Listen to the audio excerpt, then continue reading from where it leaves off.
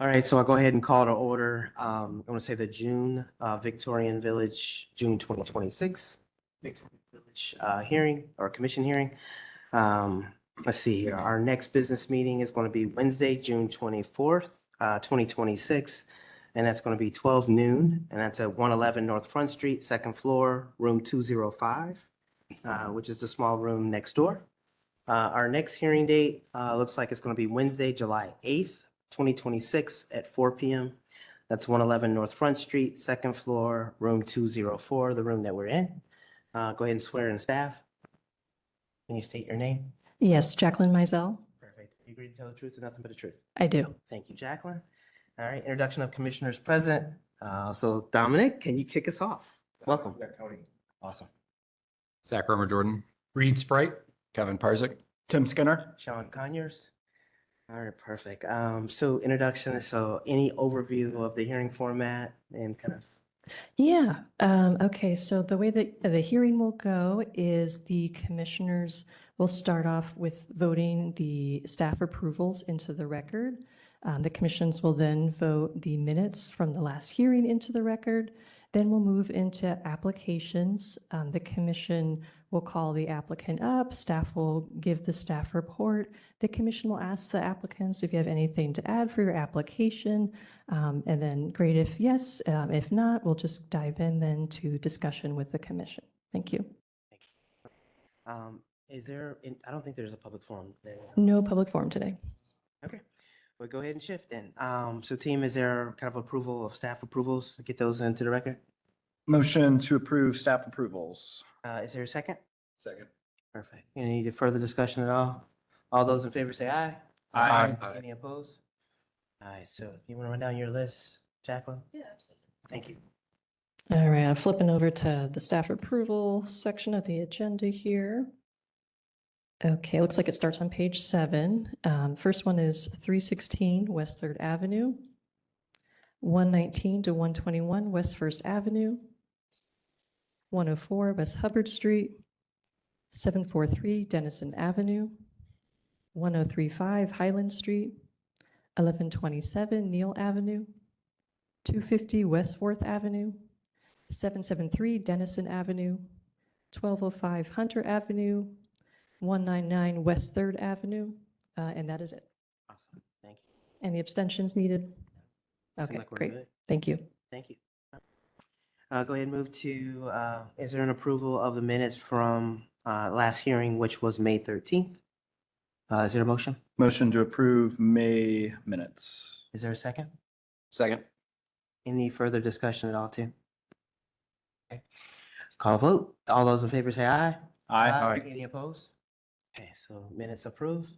I'll turn it over to you, Jacqueline. Okay, our first application was withdrawn. I expect the applicant will probably come back next month. It sounded like there might be some updates they need for their application for the zoning department. So our first application up will actually be number 2 on the agenda, and that is 1148 Neal Avenue.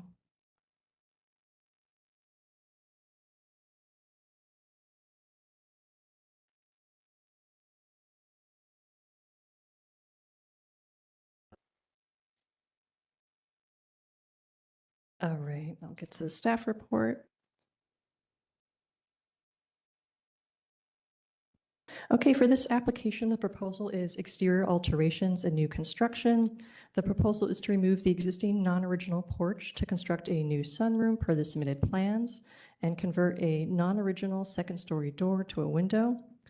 The property is a circa 1890s Italian villa, which is subtype of the Italianate style.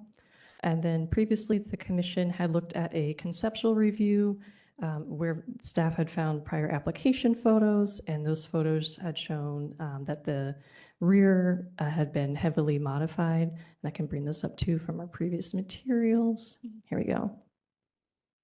So jumping down here, we have a couple of the current photos that we reviewed from last month's hearing.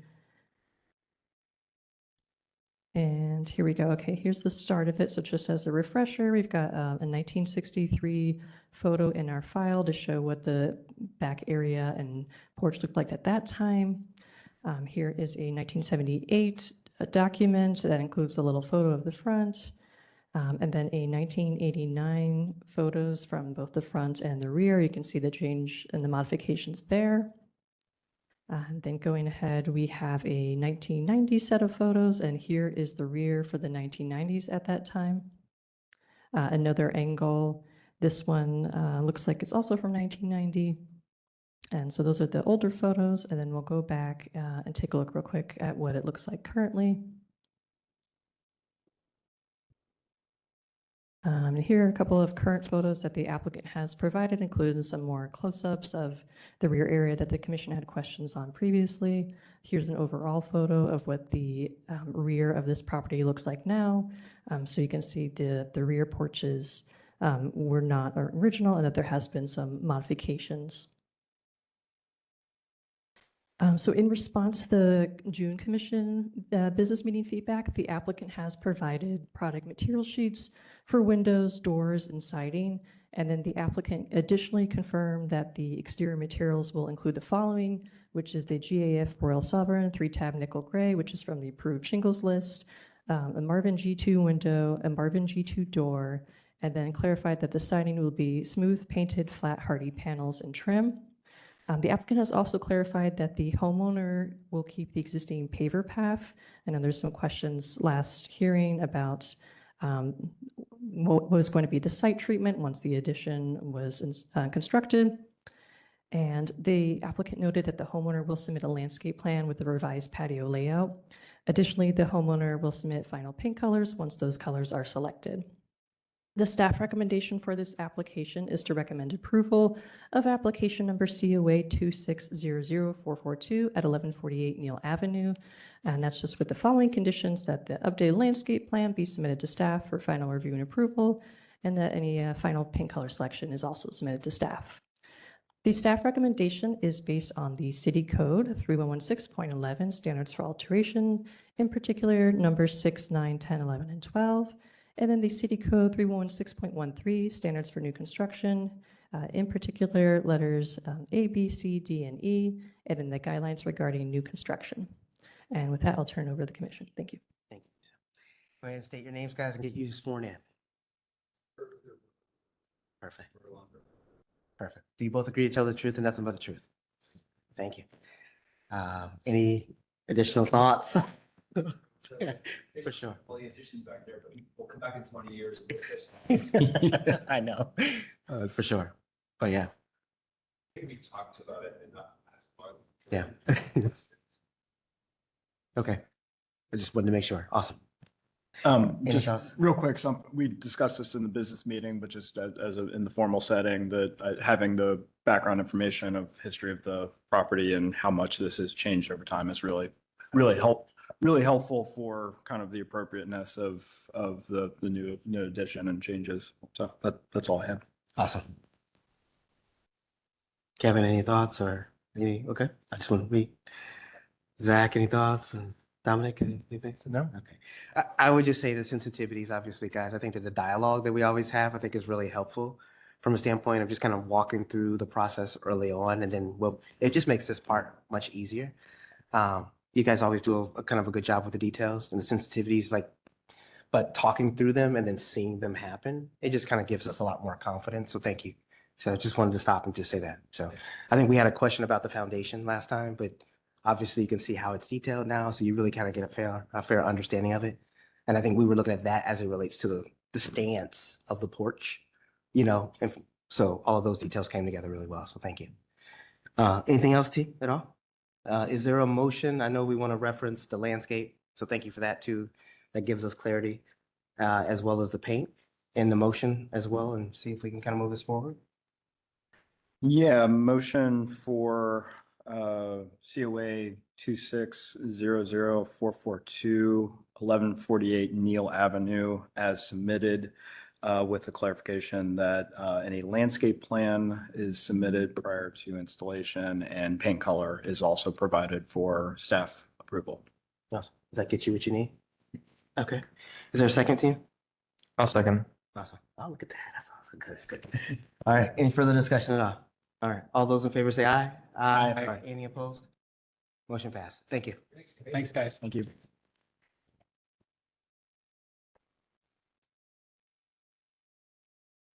Okay, our next application will be 852 Neal Avenue. Jack, application 4 is not the same property, right? Or, okay, That's my error. okay. Just making sure It before they flipped leave. on us. Yeah. Okay, thanks. Just for the record, I'll recuse myself from this one. I live directly across the street. Okay. Thank you. 851, yeah. 851. That makes sense. Now 851. Totally. All right, we'll move into the staff report for this application. I'll get up the materials here. Welcome back.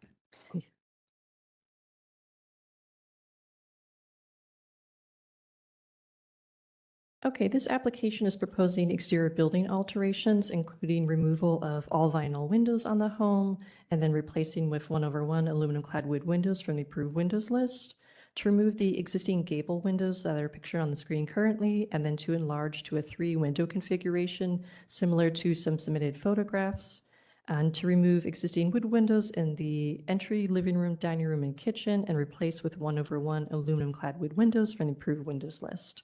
Additionally, I'd like to add the applicant has asked if the commission could consider both an option A to alter the gable windows to the Palladian configuration, as well as an option B to replace the windows with no alteration to the current window openings in the event that the option A is not feasible for the homeowner. So they'd be just replacing as is with the windows from the approved windows list.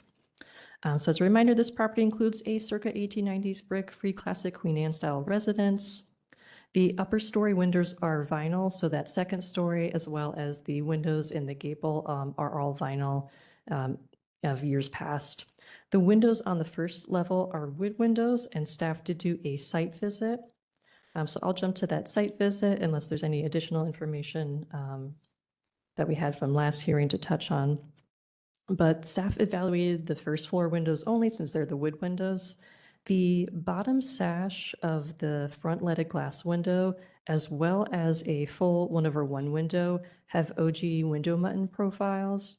And I'll see if I can kind of skip ahead to some of the staff site visit photos. They're just a little bit close. But OG profiles were popular prior to and after the Victorian era, but an 1890s home would be expected to have a bevel window mutton profile. And you can see the majority of the first floor windows do have a bevel mutton profile. And that mix of the majority of the bevel, as well as that being consistent with this age of home, leads staff to the decision that the OG profile windows are later 20th century replacements. So right here pictures the bevel. And we'll see if we can come up across an OG and a couple photos down. Additionally, the way the bottom sash of the leaded glass window that's in front has been installed indicates to us that this lower sash was added later, probably with an intent to keep the fixed upper sash in place. And that's why they have those mismatched window mutton profiles. The remaining windows, including the upper fixed sash of the leaded window, have those bevel profiles that are all consistent with the 1890s construction. Oh, there we go. And there's also another leaded glass window located at the side elevation. This window is not proposed for replacement, but it is helpful as a comparison to the leaded glass window at the front that is proposed for replacement. That side leaded glass window also has a bevel profile, both for the top and bottom sashes. So the complete window for that leaded window at the side has not been replaced. And here I have it on the screen of the side elevation window that's not proposed for replacement. And both windows having the angular leaded glass design indicates to us that the fixed sash may be original. So with the exception of the lower sash for that front leaded glass window and then the full window a little bit towards the side or rear of the property, the remaining windows on the first level appear to be historic and repairable condition. They have those typical repairs that you would see: broken sash cords being painted shut, flaking paint, needing reglazing, and then some broken glass. Outside of those repairs, there is a north elevation window that has a slipped meeting rail. See if we can jump to that image. It might be this slipped meeting rails, they can be repaired, but it's also something the commission can weigh as part of your consideration for replacement of 1/1 windows. The guidelines emphasize retaining stained or leaded glass windows in particular, and that is consistent with the city code regarding stylistic features and distinguishing characteristics. And so since the physical and the photographic documentation we have available indicate the leaded glass window, that fixed portion of the sash is historic and possibly original, staff recommends retaining at least the leaded glass window, the upper sash for the front. And examination of the sills was limited due to the windows being painted shut. However, replacement of deteriorated sills can typically be staff approved, a little bit different than the actual window sashes themselves. So I have less concern about the sills here in case there's been any water damage if they need to be replaced. So staff, just an update for a recommendation. We're recommending continuing if there is going to be motion for option A, and that's just to allow the applicant time to submit scaled and measured drawings so that the commission can review the alterations proposed to the gable window openings. And then otherwise, staff recommends approval of option B, which would be replacing those gable windows with windows from the approved windows list, as well as replacement of the remaining windows, with the exception of the upper sash of the leaded window, because guidelines and city code is so particular about leaded glass being a character-defining feature, and it appearing that the leaded glass window at the front, that upper sash may be historic. Our recommendation is to retain and repair. The basis for the staff recommendation is the city code 3116.11, standards for alteration, in particular numbers 2, 3, 5, 6, and 12, and then the guidelines regarding windows and doors, and the guideline amendments regarding window replacement. And that's it for me. Thank you. Awesome. That was a heavy one, so thank you for getting through that one. Can you state your names and get you sworn in, gentlemen? Perfect. Yes. You both agree to tell the truth and nothing but the truth? Yes. Thank you. All right, so a lot of good dialogue between staff and you guys, site visit. So I think we're pretty clear about where we were, last month. Anything that you guys want to highlight? I think you heard staff report in terms of the recommendation. I'm hopeful that it was kind of in concert of what those dialogue was. So what is the best way to kind of work through this to get what you guys need to based upon staff recommendation? I was asking for both to be approved for the third story. Yeah. Honestly, the price of what it's turned into, I think replacement as it is kind of what I'm going for. And then a double window, 2024. Okay. Just replace exactly how it is. Okay, so that was the option B that was referenced, right? Okay. That's helpful dialogue wise. And kind of like she was mentioning, all the other ones on the first floor, the first window, she kept showing the one with like the yellow and the red. That's on the stairwell. That would stay. That was original. I like that. It's simple and prudent. So just kind of aiming for the ones to be. Okay. One clarity item is the main front window. I think that was the one that the team was trying to figure out, if I remember correctly. And that's that front bay window that addresses Neal Avenue. And it had a stained glass kind of component too as well.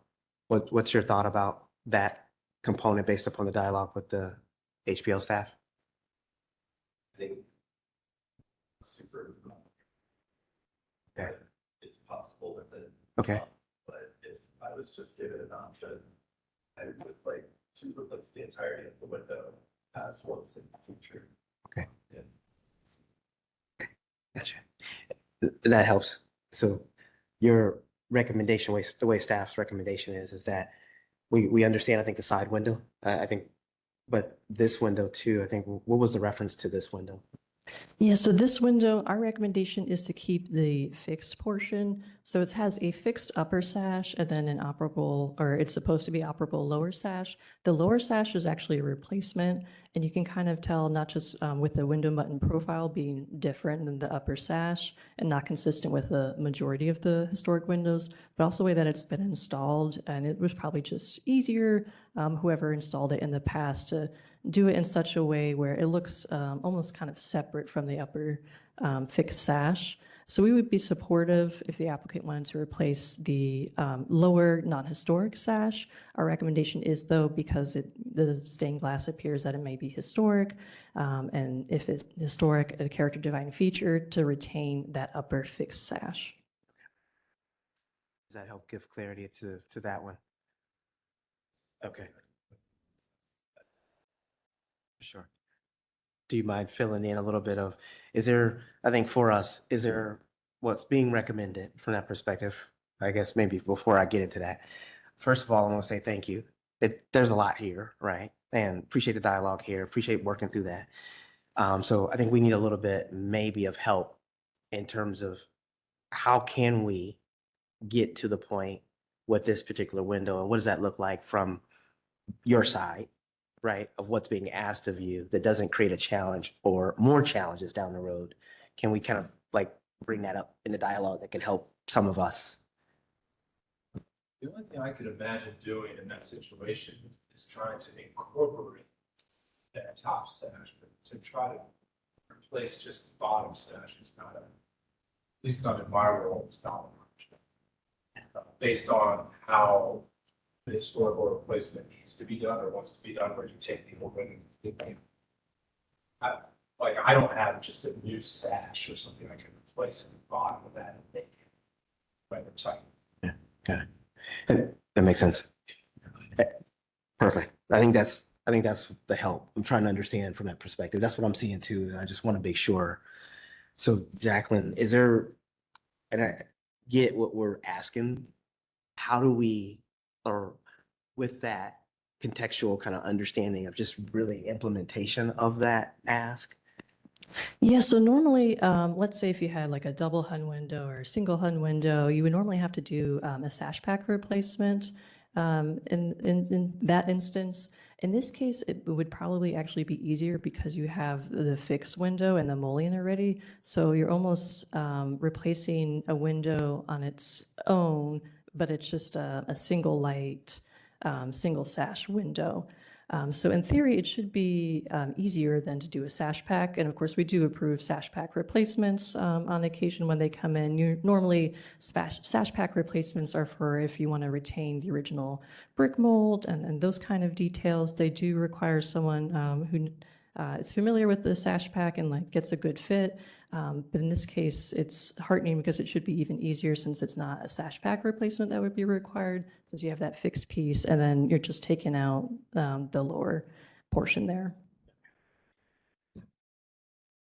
Is there any thought? Marvin doesn't even make sash packs anymore. Used to as a window. So it's reality of it, in my opinion, is that it's trying to put something into something that Yeah, I understand. Yeah, I understand the historical nature of possibility. Sure. of that sash. Yeah. I think it would, in my opinion, it seems like an option to try to incorporate that somehow. Trying to hang something, trying to maybe even try to keep that, try to maybe even modify that sash so that it could be kept not the sash in the new window, but behind it. Oh, sitting outside of them, like I agree. Gotcha. Yeah, Gotcha. because I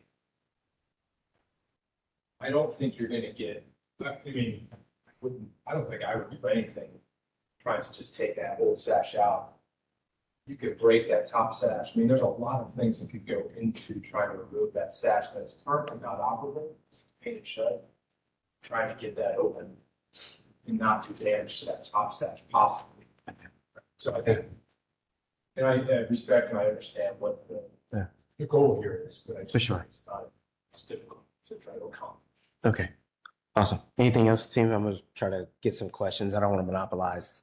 I just felt like that was the one item that we kind of, as a team, that we're gonna probably concentrate on. So I just wanted to understand what staff report was kind of recommending. But I'll turn it over to you guys, team. One obviously unique case with the stained glass, and maybe this is a staff question too, that if had the stained glass not been there and the historic upper pane was in good shape, but the lower was obviously in need of repairment, and you're looking as in a complete unit, would you hesitate to say, yeah, we can replace the whole thing? I think it's more, we know it's, obviously doable, and even more so because of what the window configuration is. If it's either stained glass or, let's say, a special arched window, then we would say, okay, let's try to keep, more so because once, if there's a top or a bottom sash that's missing, Sometimes it makes sense for the entire windows to, if most of them are good condition, to do a sash pack. But normally we don't try to push it since half of the window in that case is missing. But if you're considering in the whole, as well as if there's any detail with the fixed sash, with the sash and the sash being a fixed sash, operating a bit separate from the lower thing, we would recommend retaining. So it's less of a concern of like, oh, yeah, it might be not doable for repairs or might not function as well. It's more of just finding the line of the tipping balance of maybe, as preservation as we wouldn't replace it ourselves, even if it wasn't the stained glass or not. But with the understanding for applicants, trying to keep that 50% that's in our guidelines and our code in mind for the tipping point. Yeah, go ahead. For sure.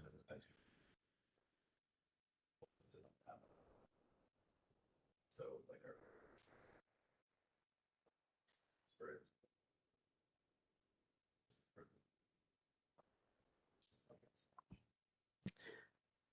So. Aside for. And certain features, so this would be the. It's like this. Like it, obviously like everything's similar, same exact. But like storm windows won't be there, the tracks and the screens won't be different, so it's like the whole house looks the same. That's a little bit too. Before we get there, I have a question on the recommendation still. So on staff's recommendation, because I'm getting Thank you. a little bit of Yeah. a conflict here. There's a paragraph here that says, with the exception of the lower sash to this window that we're discussing, and then another full window that has been replaced, the remaining windows on the first level appear to be historic and in repairable condition, with the wood in generally good condition. But then the staff recommendation does not recommend retaining the windows. Yeah, I think the only reason we don't is just because we've been getting a lot of pushback from commissioners in general when they're 1/1 windows and if they're not all historic. And since there is at least one full window plus that lower sash, we could be okay if it's replacement. Ideally, they would be repaired. So we're kind of leaving it to the commission to interpret that code of, does this meet enough for replacement of the 1/1 windows? Okay, I mean, it's one window out of, but I mean, you've identified the rest as original historic windows with the exception of one and 1.5. Yeah, and only on the first story too. On the So. first story. Right? I just want to make sure we're clear about that. So That's very helpful. I didn't. right, read it that way, so that's I'm okay. like, because it just the recommendation is just missing. Okay, that's So- helpful. Okay.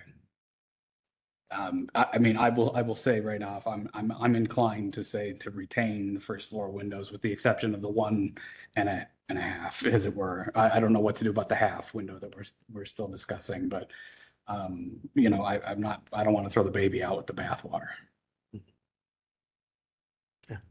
I will say the half window is already different than the other windows at the front because it's a later replacement. Right, that I'm saying I'm okay with doing something else with. I just don't know what this If solution that is, helps 'cause in the it's not balance of, the easy solution. So I think we can be, I'm willing to be flexible there on what that looks like. I just don't know that we have an answer in front of us. So. Yeah, that makes sense. Any other thoughts? Trying to work through this one. Do we know how many windows are being proposed for replacement of the first floor at this point, just quantity wise?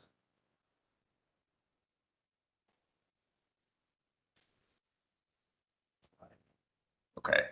And the total number of windows in the house, let's say, that are being replaced, second floor, third floor, what are we looking at exactly? In absence of sort of like full floor plans and stuff. Okay, so a little bit less than half are on the first floor, okay. Because it's a second floor is vinyl windows. Those are being replaced. We kind of covered that in our last That's correct. meeting. Third floor, that's a replacement from the approved list. That's correct. Basically, I think looking at what's submitted, the option B is the one that's most clear that can be accomplished. I think we've covered that already. So Yeah, it's a tough one on the leaded glass windows because it's a very prominent feature of the house's identity. Has been there for a very long time while recognizing it may or may not be original, or maybe has been modified over time. It is a sort of a defining characteristic in a very prominent location. Um, so I'm somewhat reluctant to consider a sort of duplication of that window or a sort of like treating it as a sort of interior decoration or something because it is so prominently featured right now and is, you know, a really historic element. Um, and I guess that leaves another 7 or 8 windows that may be repairable, but then would then definitely be different from the rest of the house. And what does that do to the sort of the full architecture of the building? You know, the bay window in the front is clearly a sort of distinct element right now. And I personally am fine with it being distinct because of its appearance and style and location. So speaking to the sort of overall compatibility, I think there is a path that seems appropriate to replace the existing 1/1 windows on the first floor, but still retain this singular bay window with the leaded glass, given the priority that staff has identified for windows of this type in the guidelines. So I think there's a lot of compromise in this application, and I would be probably in favor of retaining the leaded glass window opening, maybe even in its entirety, if that old yet non-original bottom sash can be repaired in place somehow. That would kind of be a possible resolution as I'm seeing it. So like, just Kevin, just for clarity, it's really just, not necessarily for clarity for, I mean, I think that you articulated it really well, but that's that one bay window that's in Correct. question. The Yeah. thought is that is the component that needs to be retained on the ground floor in its entirety. I think it's a possibility. I think I can stand behind that as appropriate. Okay, right, for sure. Okay. Yeah, I'm not sure about. I just wanted to be sure I'm not sure about removing or sort of mimicking the upper portion of the stained glass. Yeah. As an appropriate feature. Okay, that's understandable. I just wanted to be sure that Yep. I understood it that way. Okay.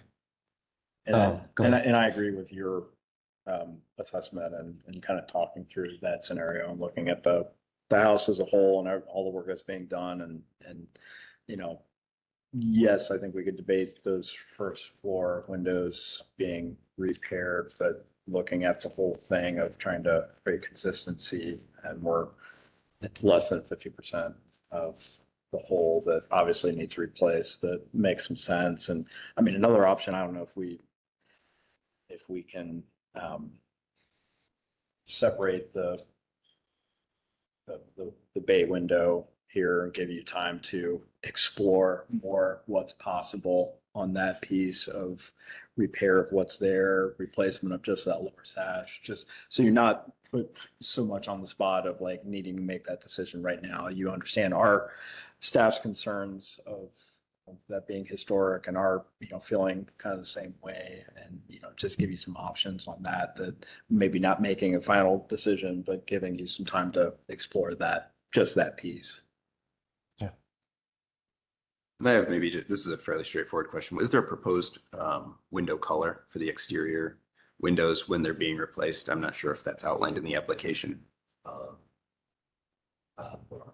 Exterior. Like an oil rubbed bronze, so it's a dark, warm, dark, sort of brown color. Okay. And then on the interior. Okay. So, I mean, it's a little bit of a departure from maybe the tinner's red color to the windows as they are right now. I'm not necessarily sure it's a problem. I just think it is a departure from a color standpoint. I was looking, because I got related to the house's history. Sure. I think that was added in the 90s. I think it was right before. So like the current windows have been painted or something. It's all being white. Mhm. It wasn't even like the sunburst. Mm. I think all of that, they did a big thing. Gotcha. Yeah, and I guess if we're thinking about that color for all the 1/1 windows on the property, how that will have the bay window stand out even more so is is something to consider, but that said, I wouldn't be opposed to painting those frames, sort of in place to match the rest of the windows. Well, there are windows on the first floor that are not being replaced, right? It's the one that's kind of half up on the stairway. It's like half up on the landing. It's the one and it's on the side facing my neighbor. That's like really close. And that has the same red finish on the exterior. Looks like the 78 photo that's in here, you don't see it well. Oh, It sure. Yeah, that is a looks like it's very- all Yeah. all white. All right. Yeah.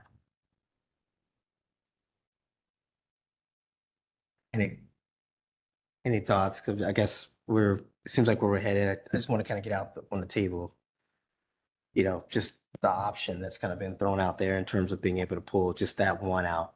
And I feel like that seems like that's something that you guys would be willing to kind of move forward, to be able to move the application forward. Is there, right? Would still like to explore if it is at all possible to fit within the whole. Like we could even come back. It's fine. Right. Gotcha. This is like a lot of time for them. For sure. For sure. Okay, that's fair. But yeah, and then afterwards, I would like to discuss that problem if at all possible in any context. Integration frame. Right. How it's got like half the events of the state glass and state glass maybe. Gotcha. To explore some options there. Okay. It's just, I think I never want to worry about windows again. It's understandable. Yeah. Like half of this bottom and doing this, so then some of them, they all match, and then that one's like painting the store window.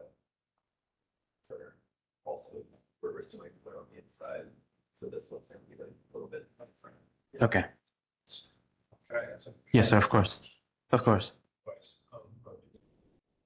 You've been able to replace that window, because I don't know if she has a picture that you want, but that stained glass is not visible at all from the outside. Can't see it. Oh, it just looks like there's like. You can. Just a little bit disagree on that one. The strong color, maybe not, but You can see the lighting. the line, yeah.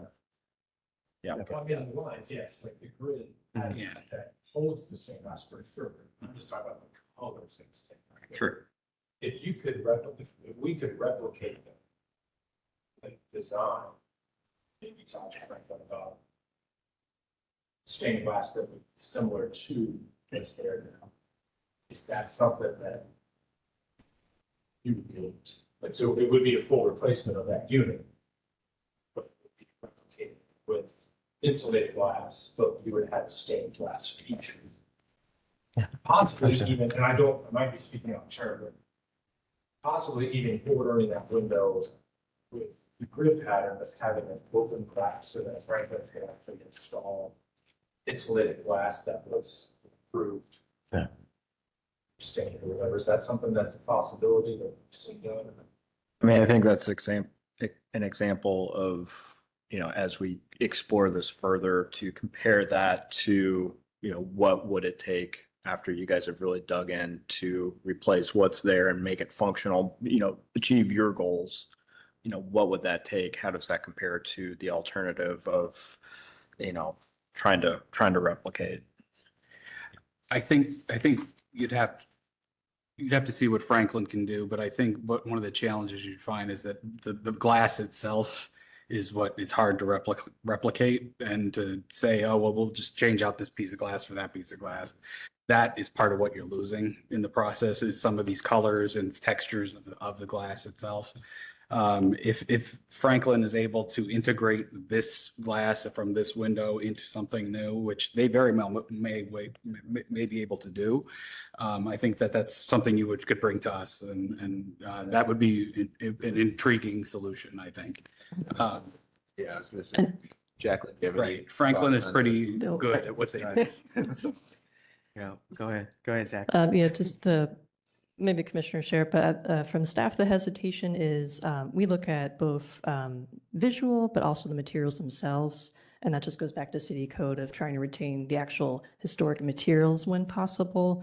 And straight out of the standards for alteration. So we'll have, we'll have hesitation there. So I know from staff perspective, our recommendation, at least at this time, would still be to try to retain the original historic material if possible. And, we can come back and maybe find some past examples that might be helpful too of something similar that has occurred, because I imagine it might have in our past for various historic commissions and properties.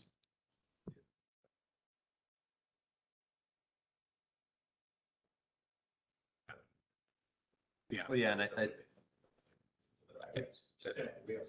Right. I mean, and I've worked with them in the past, and they'll probably come out and be able to give you some advice. So, yeah, I mean, to me, the things that are jumping out from the guidelines in the city code are about craftsmanship, like distinct craftsmanship is something that should be treated with sensitivity, as well as like where are we here? Repairing in place rather than replacement is a kind of a principle for us, unless there is, deterioration beyond saving materials. So I would maybe lean more conservatively as to the viability of sort of mimicking that with new, just because I don't think we've got evidence that the stained glass is really failing in some way. yeah.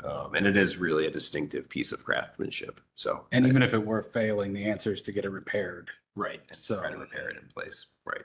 If you're looking at some of the older photos of it, it's actually even more distinct when it's white and it's cleaned up and the storms aren't in front of everything. You really do see that, and it is a pretty big element of that front facade, especially in those older photos. Yeah, the next one, discuss with this specifically. There is just something we come up with that integrates that actual material. For sure. Yeah. Makes sense. Sounds good. One of the nice features of historic age windows, at least from this time period, there's a certain cutoff where they used old growth wood, which is very dense and very resistant to rot and other weatherings as far as wood. So that's why they last 100-something years or more. So that's kind of a plus. If, let's say, we do end up repairing it, it'll probably will last, and it is repairable. Once you replace it, you don't always not able to repair it over time. Helpful. All right, so that was the only item. I know that there was I want to kind of come back, just one item before we get there, and I don't want to spend a lot of time, but I just want to make sure that that doesn't get covered up. So Reed, you did kind of outline a specific item, that clarification of what was being determined for the 1/1s. I think now I understand it in terms of why staff didn't recommend keeping them. I think there was kind of an articulation of the why, I guess, that came, from Kevin. I just want to be sure that, or do you feel satisfied, or is there further discussion related to that? Yeah, I mean, I like to be able to lean on staff for this usually. Yeah. And I guess that's what I'm gonna have to do here. Right. Right. This one is tough for me. I know, that's because why I'm stopping. Yeah, I can feel the way the commission's going here, so I'd probably follow that wave. Okay, But this is. Yeah. Yeah. You're giving up a lot of old growth, repairable windows here. For sure. Original Yeah. windows. Yeah. Just for the sake of consistency. So just keep that in mind. Okay. So. Well, I mean, I'm just thinking about obviously precedent too. Right. We want to make sure that we, every house has a unique kind of story to it, Right. right? So from that perspective, Yeah. I mean, we've looked at other kind of items relatable to this house in the past and such, and so we've had great dialogue amongst it. So whatever the motion is, I just want to make sure that it communicates the why Yeah. for that. How are we as not it setting relates- precedent here? What is the line that we're setting? That's correct. I want to I don't know what that answer is. So whoever is going to give the motion, I'd like Right. to. Well, that's understandable. I just want to just make sure from that perspective. I feel it and I can tell. So that's why I wanted to have that dialogue. Yeah. And I think there are properties where we have done something different on the top. Yeah, absolutely there are. sure. Yeah. And I feel like we may have been more conservative than this even on some. I'm not certain of that, Yeah. but because this is right up to the line. Yeah. So let's see if we just be careful about where that line is. Correct. And then at the same time, we've gone through the right steps, right? We've done Yes, the right we've steps. done all the We've done all the right steps from that Right. perspective. So I feel good. Just, I mean, this is me personally talking out loud. I feel good about where we're going. And I think the dialogue on the main focal bay window is the highlight Mhm. that Mhm. thing is going to be pulled out.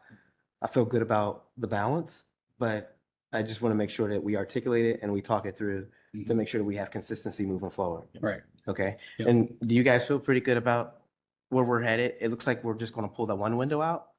And it seems like the motion is going to basically provide you the rest, the balance. It seems like that's where we're headed as a motion.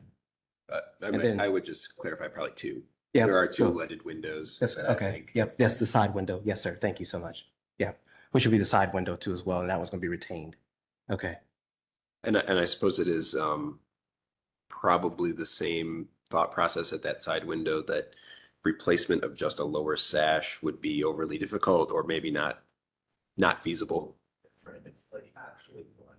It's not a number. Sure. It's like this curves. I don't know, I would do something like that. Right. And I don't need to open that. Like, That's fine. Just want to make sure. Yeah, it's like it's pretty simple. Sure. Okay. Awesome. And I think I'll just point to the why also in the staff analysis about there are some windows that do have some damage to rails on the first floor that could be replaced, or repaired in place, but is a sort of further evidence as to, the majority of the windows not being in a sort of solid repairable condition. Awesome. Do you feel like that you have enough from that standpoint? Just if we were to articulate it that way, Yes, I based upon do. your recommendation? Yes. Okay. And it's okay if there's not a total agreement. Okay, I just wanted to be sure. Yeah, and I'm not trying to steer the conversation at all. I'm just really trying to get things on the table and dialogue for all of us to make the right vote and to have the right documentation Right. because of the sensitivities regarding the matter. So that's all I'm trying to do, guys. Okay. Is there a motion? I think I could tackle this one. Let's do it, man. Yeah, sure. So Awesome. I would move to approve application COA 2600-283 for 852 Neal Avenue, with the condition that in the third level gable window, option B is proceeded with without any alteration to current window openings in the gable, and with the condition that any window opening containing leaded glass be retained in place. So are we breaking it out as a separate application? I'm sorry. For the center window? That's a are we- great, and I Are we probably tabling that? I probably didn't do a good. I think we lead need to in. vote separately. on Yeah, we're going to have to do that because we're going to have to basically do I'm going to say a condition on, or I'm sorry, a continuance on the other to keep his application. Yeah. Okay. So right now, Kevin, what you've done is that we articulate item A, which is the replacement, and then we'll do item B, which is, well, let's do it differently, just because of the order. Let's do item B, which is a continuance of those two leaded glass items, if you don't mind.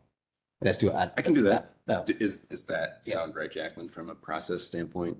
That's, yeah, splitting, that sounds good. Okay. And that's, and Let's check with the applicant. yes, I was just about to say the same thing. So if we do so here, this is funny. So if we do a continuance on you evaluating this central window, that's one motion, right? And that's only that one window. You are not looking, because that's not in this application, is the side window. That was already excluded.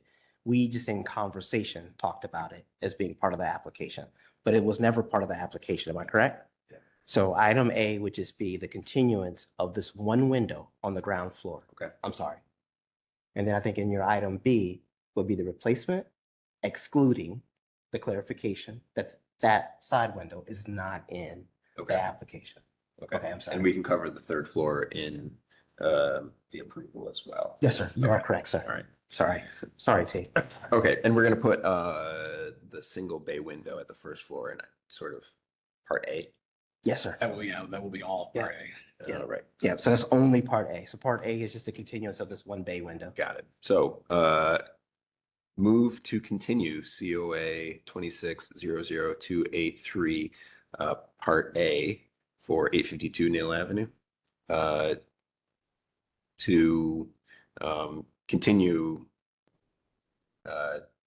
for the first floor bay window only. Awesome. that get you what you need for evaluation and such. Okay, and now for COA. Let's go ahead and go. Sorry. Is there a second? No, Kevin, this is awesome, buddy. Thank you so much for working through this. Yep. Is there a second, team? Yeah. Okay. Who was that? It was Zach. Zach. Okay, I just wanted to be sure. No worries. Okay, all those in favor say aye. Aye. Any opposed? Okay, perfect. Continue. Okay, so that's continued for that particular item. And then B is the balance of everything else that we've talked about. I'm Correct, sorry. yes. So I move to approve COA 26-00-283B for 852 Neil Avenue. With the condition that the gable windows are replaced with no alteration to the current window openings as described in option B. And with the condition that the side window with leaded glass be retained. Awesome. We also. And that it excludes the bay window. And that this approval excludes the first floor bay window. Is there a second? Do we want to give any of the parameters around the approval? Great. Is there any further discussion about it in terms of the why? I think, is the why clear from staff's recommendation in that documentation already? Yeah, do we want to do the second and then sort of clarify the motion? That's fair. Is there a second? Second. Thank you. Awesome. Okay, and then, yeah, if there's any clarification, we have the dialogue certainly, but. Yeah, if the dialogue's sufficient, then that's fine. I just want to make sure it's on That's record. Recorded. One thing I just thought of my apologies, I'm not sure if we have already received a note from the applicant, just the spec sheets for the windows that are paired, just to make sure that they are shown separately, because we'll need those to be able to stamp those and issue the COA. Yeah, that makes sense. That was the dialogue relatable to the mullions and things like that, for sure. Okay. Any further dialogue, team? Okay, let's vote. All those in favor say aye. Aye. Any opposed? Okay, motion passed. Thank you. Really appreciate it. Yes, sir.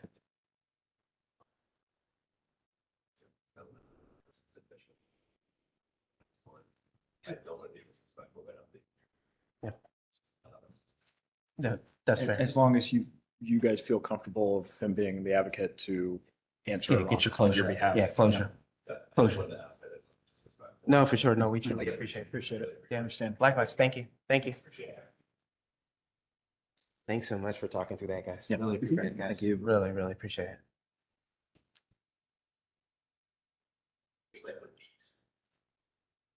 You can go ahead and bring them up and set them right next to Dominic there. Thank you very much.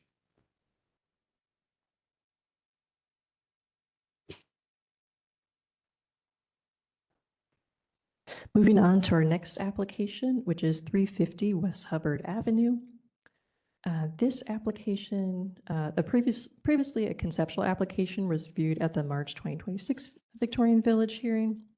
The application includes proposed demolition of an existing deteriorated porch located at the primary south elevation, and then construction of a new replacement porch at that same location per the submitted materials. The porch is proposed to be sheathed with panels and LP smart siding and LP lattice skirting. There would be installation of new synthetic columns, and the porch would be sheltered by hipped and gable asphalt shingle roof. And there would also be a new guardrail installed on existing concrete steps. I'll get these materials up here. All right. Okay, so this property includes a 2.5-story wood frame gable front home with a single story full width porch. The property was constructed in the early 20th century and is present on the 1910 based atlas. Previously, the commission had discussed the 1956 MLS photo that showed the porch and the details that were present before the modifications that are there in present day. By the 1970s, alterations that had taken place included the wood panel baluster that's now sheathed and replaced with vinyl siding, columns that were replaced and have less detailing, an enclosed soffit in lieu of exposed rafters, and replacement of lattice skirting with metal or synthetic paneling. And then Google Street View images show the roof structure to have been deteriorating for some time. The applicant has modified their application since the conceptual review to more closely resemble the original porch as documented in that 1950s photograph and per the commission's feedback. The applicant has clarified that the vinyl soffit that was indicated in one of the drawings is just left over from the prior drawing and is not proposed. The staff recommendation for COA 2600467 at 350 West Hubbard Avenue is to recommend approval as submitted with any and all clarifications to be submitted to HBO staff for review and approval prior to issuance of a certificate. The basis for the staff recommendation is the City Code 3116.11 standards for alteration, specifically numbers 5, 6, 11, and 12. And then the City Code 316.12 standards for new construction, specifically letters E, G, H, I, J, and M. And then the guidelines regarding porches. With that, I'll turn it over to the commission. Thank you. Thank you. Can you state your name and get you sworn in, sir? My name is Kitty. Perfect. Do you agree to tell the truth and nothing but the truth? Yes. Thank you, sir. Is there anything to add to the presentation or just, to the application? Yeah, just one clarification. I discussed this with Jack. We keep the house in the same colors we post with the deck. So that was now. And then I wanted to say thank you to everyone for the conceptual review. That was very helpful in kind of finalizing our design. So we appreciate that. Okay, awesome. Thank you, sir. Are you okay with the motion as far as the clarification of the painting of the whole home is part of it? Okay, I just wanted to be sure. Perfect. All right. Any thoughts, team, as far as, what we saw and what's being executed now? Or any additional comments on the application? What's the pitch of the roof there? Show the roof at least 5, 12. It is going to be 7/12 on the gabled portion, and 6/12 on the hip, which is very similar to what's current. Yeah, I think my biggest concern is just looking at that roof line. What's being proposed looks like it's getting really close to those windows. What's there right now has a little bit of cushion still. I feel like that relief under those windows is kind of nice. So I don't know if that pitch can be adjusted a little bit to be a little bit closer to what that existing is. But it just feels, the new one feels very crowded to the existing windows that are there. I don't think we'd have any issue reducing on the gable. 6/12, so it's slightly above. Yeah, and it's really more, well, I guess it's a little bit of both. So yeah, the gable is, in the new, is looking like it's dying in to the trim of the window, and then the hip is also dying in a little bit higher than, I don't know, personally, I feel like the existing proportions of that, a little bit of relief from the roof to the window feels more appropriate. This feels very squished and tight to those existing windows, what's being proposed. Can you show me further?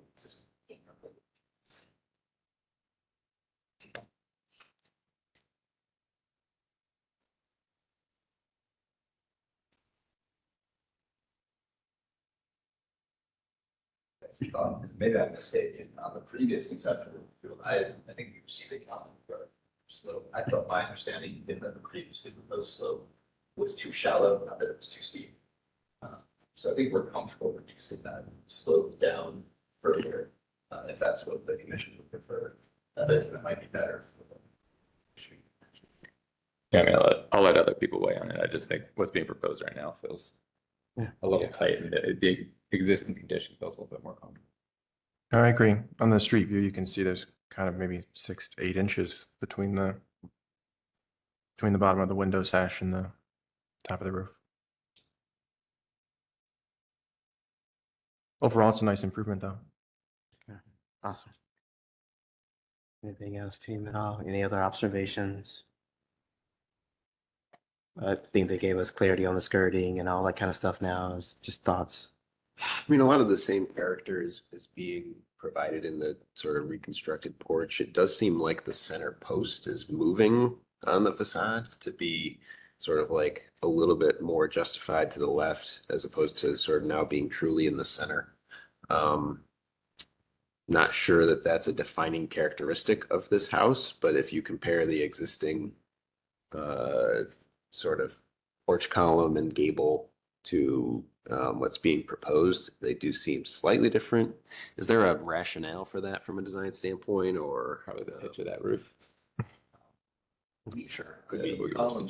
Center is perfectly centered on the deck. It's 12 feet on one side, 12 feet on the other. But is that what it is currently? Doesn't seem like that's the case. That's a good catch. If it has shifted, it is because of what you mentioned with that getting removed to be half of that. And would there be new foundation work being proposed as part of this? Like, are all the foundations being The replaced? foundation being done as well, Okay. everything's coming off, but that's not really very close. That's right. Yeah, I mean, like, again, is it a defining feature? Is it like really critical for this architecture? You know, if I had to choose, I would choose to just replace the profile as it is, and the column locations in the same spot. It has a sort of proportionality to it, I think, at the entrance that is changing ever so slightly in the proposed condition. Maybe it's not a historic preservation critical element, but to me, it's a bit of a departure from what was there originally. And I guess with our charges being, you know, and it looks like there's also now 5 posts instead of 3. Is that correct? I think that's maybe even a bigger change in my mind as we're looking at it, right? Or am I stuck on the old materials? Sorry, I might be on the old materials. No, you're right. There's an extra post. Yeah, the addition of that post is on the left side, as they discussed, correct? That is for structural reasons, to get that distance without sagging one post there. I guess what is up for discussion is that post something that was articulated, we chose to do that, sort of showcase it. It's also possible. Oh yeah, like there's like a fluted upper portion to these posts. Yeah, you're talking about the half post, right? In the middle of the larger span, right? That's the only one that's in the picture. I guess I started off by being focused on the middle column that goes up to the porch roof, and I'm now seeing, yes, we've got sort of a half post on either side as opposed to the existing condition, which just had one. Yeah, I mean, I think from a preservation standpoint, I mean, we're not preserving any of these original materials.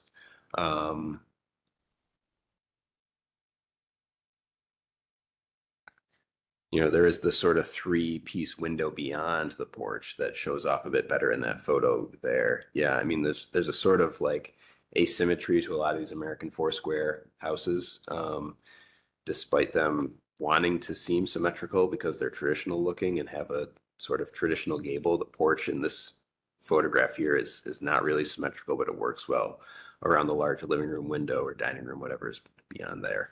So I'm a bit inclined to kind of prefer a duplication of this porch layout again, because it's a lot of just what the vernacular of the neighborhood tends to do. I don't mind so much the sort of like new intermediate baluster in the middle of the railing, but I think framing the larger window beyond in a similar fashion as to what is there now is probably a better move architecturally. Okay. Yeah, I think that's a good catch. I think the proportionality matters quite a bit. I did not catch that moved. I agree. I think that'll make a big difference. I mean, like you said, you're gonna have to adjust the pitch on the roofs and things. It's interesting, if you go back to that 1950s picture, as we're talking about the roof pitch, look where it is in relation to the windows. So I don't know what happened between things over time, but you know, take that for what it is. Yeah, you're Yeah. This was about raising the pitch to get back to this image. Yeah. What I understood was the preference. So lower is again, the original. I think it looks better lower, and that's probably why it got lowered eventually. But yeah, because it does look a little wonky here. But appreciate you trying to follow our advice like we like we gave. But it just doesn't quite look right. Even in the original photo there, I don't know what the plan was there, but So I would say I don't necessarily feel strongly about the column location. I mean, the existing deliberately asymmetrical, but also not necessarily a 1/3, 2/3 logic. There's not a lot of logic to it. I mean, yes, it does show off a little bit more of that first floor window, and maybe that's enough, all justification we need. I personally don't feel strongly one way or the other that the proposed solution of getting things a little bit more logical on the house. I would say that if we do go back to closer to this, to not do that intermediate That's correct. column on the long section. That's correct. You may still have to do something for support, but just hide it. Yeah, that was what I was starting to say before, is we chose to articulate it, we also choose to not articulate it. Yeah. Just- Yeah. I mean, I and guess this, we maybe see it behind those ladders, so tiny bit. and this, that we've got kind of the panel system that's working with those posts. Once that goes away, I mean, every other version has been very horizontal, either the lap side or even the original looks like it's still continuous. So now are we trimming as a one big panel, you know, kind of what happens to I think to this aesthetic? I think there's a yeah. couple of homes that are on Harrison West or in Harrison West that have this kind of panelized, kind of approach. And I think there's one on, if I remember correctly, maybe on Pennsylvania that's closer to Catalina's that doesn't have the articulation of, I'm going to say, the post is self-intermediate, but it feels like one linear element, but the panels are broken up into two panels. And, trimming it wise, just thinking about, the length of panels, you're going to have a seam somewhere in panels, just a construction of it. Yeah, you But then can there see would it's- have a foot rail that would basically support the longer length, but it wouldn't be a column, right? And I think that's what the team is probably seeing. I think the other thing that the team is seeing too is, it was a great catch about the shift of that one column. And actually, I think that See, when there's that a- column shift, which is the main column, you think about the span and you think about the gable of that, that is probably what's hurting us in terms of the height of the overall. So if that column shifts back to where it's currently located, you can maintain the pitch that I think the team was looking at last time, but the ridge wouldn't be in the window. Okay. Right? You follow me? So, yeah. So that probably will get you guys back to what you're kind of thinking and what you're looking at. Difference from last time's conversation to this one. We were just looking at the 1950s photo, zooming in, and it is split, Yeah. like you noted, Yeah, with the that's probably- panels. So, yeah. lose the art, lose the post, but Yeah. kind of keep the paneling separate. So there is in the center of that. Yeah, if you- Yeah, you can't see it. Just from- a trim, like a vertical trim. Yeah, the paneling is split into two sections. Cool. And when we say lose the post, we mean de-emphasize the post. De-emphasize the post. That's right. Yeah. And I just wanted to ask about the skirting. I feel like the skirting, there may be a member at the bottom that it's not truly picture rail. So typically we would picture frame the bottom as well as like the bottom of the skirt would be picture kind of framed similar to the sides and the top.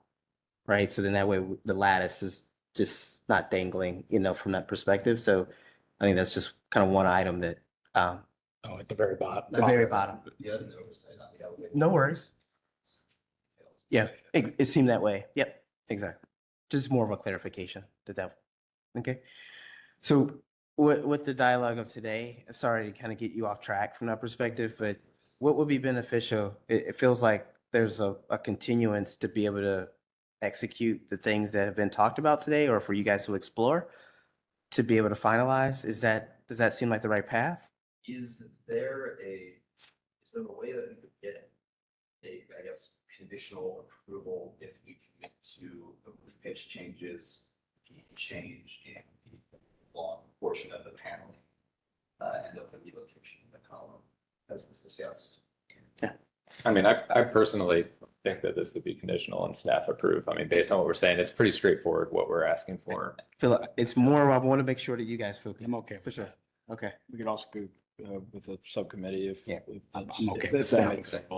Jacqueline's I'm- okay with it. Do you feel good, Jacqueline? Yeah, are you asking staff approval or subcommittee? Staff approval. Staff approval That's based fine. upon today's feedback. Yeah, I think it's pretty straightforward and clear. Thank you. Awesome. So yes, to your question, with the items that we've talked about, and then whatever that kind of final resolution, those drawings will be kind of reviewed by staff with the edits. And if they don't feel comfortable with the edits, then they'll probably bring it back to the commission. So that sounds like a great opportunity. Perfect. Does, just to clarify the process slightly, with the staff approval, as soon as we're able to submit the drawings to you, is it possible to get an answer, yes or no, on the certificate of appropriateness, like ahead of next month's meeting? Yes, so when, if this, let's say this is approved with the condition that those final alterations are submitted to staff, you wouldn't necessarily be coming back to the commission. The assumption is, okay, it's going to match what was discussed. We take a look, we verify that. If everything looks like it matches, then we can issue the approval. Awesome. So would someone articulate a motion? Yeah, Courtney? I'll do this one. Awesome, thank you. A motion on COA 2501066 for 350 West Hubbard Avenue to approve the application with the following conditions. That the roof pitch be adjusted down slightly so that there is more of a reveal between the windows and the roof. That the proportionality of the columns be adjusted so that the right-hand side of the porch be reduced to match more to the 1956 photo. That the additional column that was added to the left side of the porch, the partial column rather, be de-emphasized, understanding that it's still needed structurally. And that, what did I miss? Was that, oh, the porch skirting, that the bottom rail be added to the porch skirting. Painting of the house. And that the painting of the house is, what was it?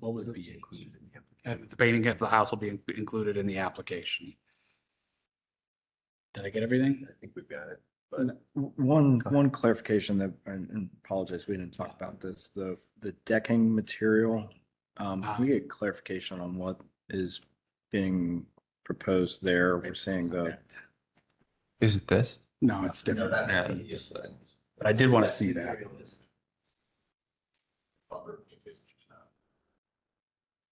Okay. Because I had not seen this stuff. I see what it's wood. okay. And I think what we're looking for there is the tongue and groove and the portion of the member itself that it, Like, Do we just want to 3 confirm? inch or 3 1/4, Yeah. you know, 3 1/4 tongue and groove, Yeah. traditional Yep. kind of wood. Porch deck or porch, I'm going to say material versus decking materials. And that would basically be consistent with the guidelines. I think that was just one thing that we just didn't really get a chance to talk about a little bit further. We can address Does that seem like that's acceptable from, okay. And last condition that the porch decking be confirmed to be consistent with the guidelines. Perfect. Awesome. I did want to ask one quick clarification regarding, I guess, the house painting.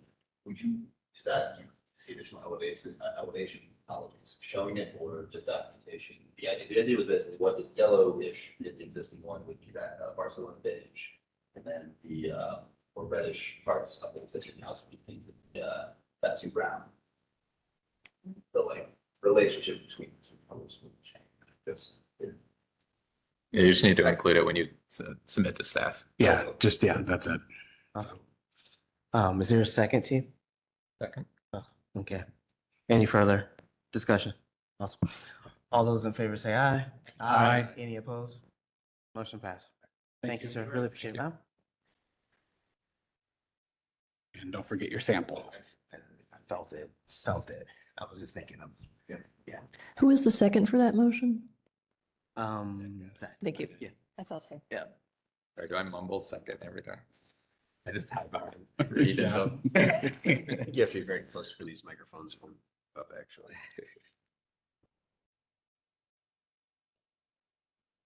Okay, our next application is 305 West First Avenue.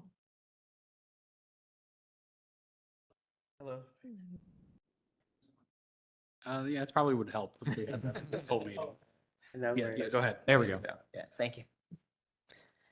All right, so got the application materials for this one up, flip into this staff report. The proposal for the 305 West First Avenue is for landscaping and hardscaping, including installation of a new 6-foot-high wood privacy fence along the yard facing Henry Street and installation of a drive gate. And then there is some work that we've noticed that was undertaken without approval, one of which is probably a little bit too long, and it looks like prior to the current ownership, which was tree removal completed back 2016. The more recent work that we'd like the commission to take a look at was removal of a shed completed 2021, removal of previously existing bushes and vegetation that bordered along Henry Street completed 2021, removal of a concrete service walk and installation of brick parking strips in the yard, and then installation of a brick patio completed in 2022. So the commission will need to review the unapproved work that has taken place in addition to the proposed work. In keeping with the commission feedback, staff recommends the applicant clarify the property lines and any existing conditions on the site plan, and then identify if any setbacks such as a vision triangle might be required by zoning, and to clarify what the fence treatment will be on either side of the fencing.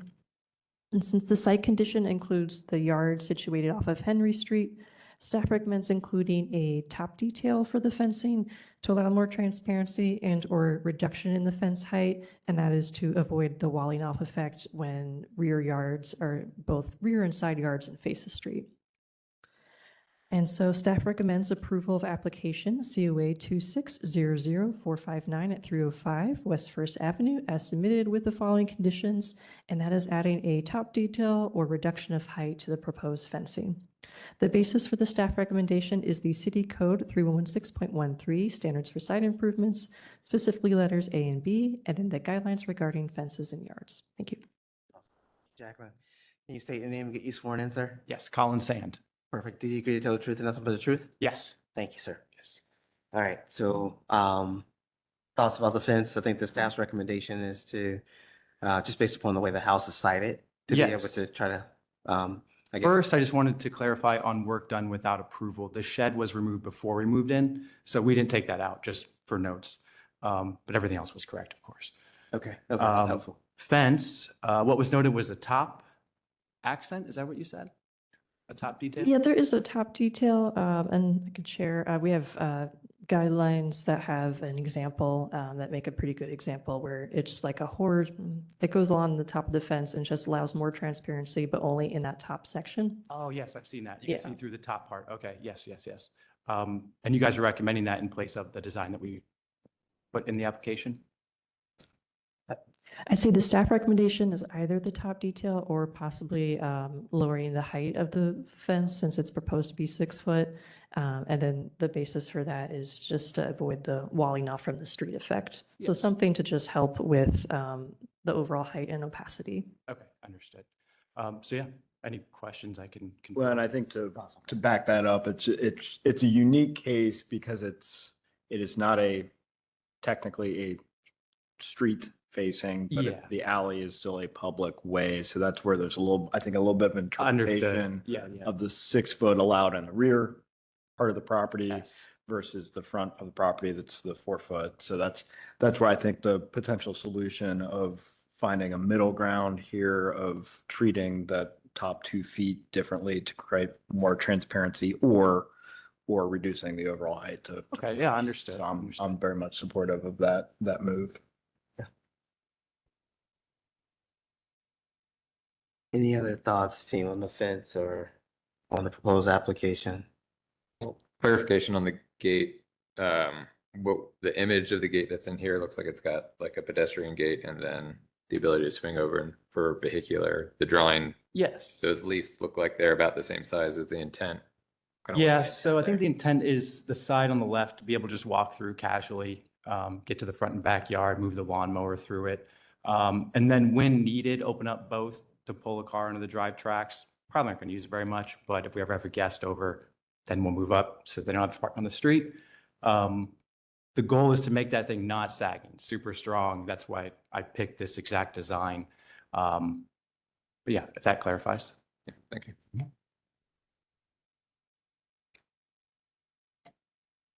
Any other thoughts, concerns with the approach? What's being talked about? So I think we talked about the location of the right of way, just where that fence is sitting relative to it, assuming there's some little bit of breathing room for securing the posts, footing. So there's going to be kind of a weird leftover area along the base of the fence. And so I think consideration of what you're doing there, if there's a ground cover or low grass or something, some kind of landscape Okay, talking treatment. like underneath the bottom of the privacy fence there? Yeah. And Yeah, and I think there's the I grass. think there'll end up being a little bit of room between where the brick stops and where that fence actually Okay. sits. That Yeah. kind of be kind of no man's land, and Yeah, just knowing how you might be addressing that. yeah, good point. I would probably just refer to whatever the fence guys say we have to do to make it look best, because I don't know, but that is a good point there. You think it's a landscape solution that would probably have to come back and be proposed, or? Possibly, yes. Okay. Okay. Because essentially, like maybe some grass or something would have to be trimmed out where the fence goes all the way down, because it can't go straight into that makes sense.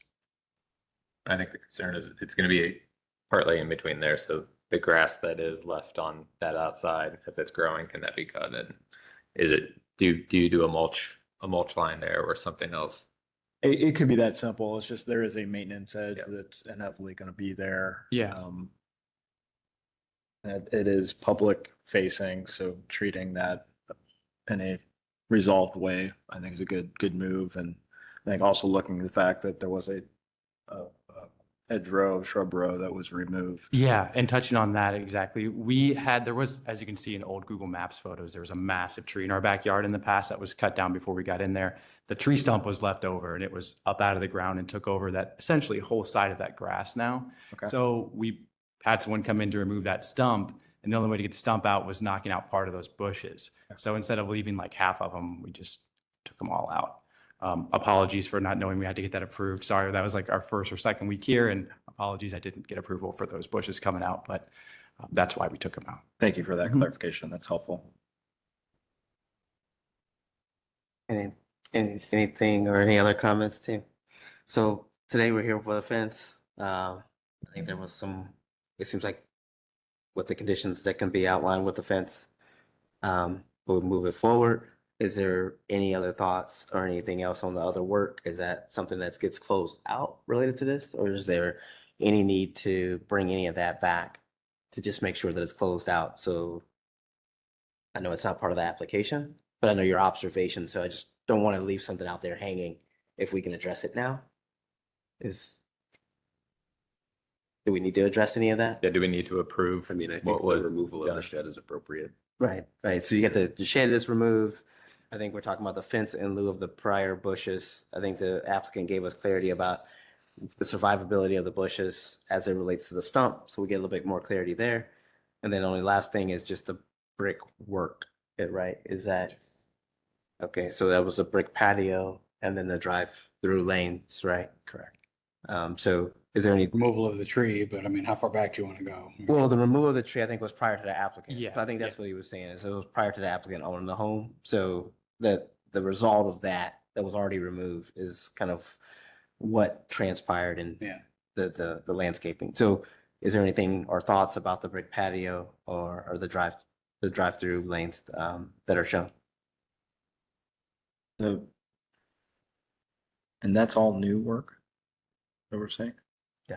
That's what, then that's what the Yeah, applicant we did was the saying brick is correct. patio, Yeah, correct. yeah. When we first moved in, I redid the front patio with existing bricks that were already there. The old ones just made it look better. And we tried to match the back with the front brick color. So that was the goal there, try to maintain character and aesthetics.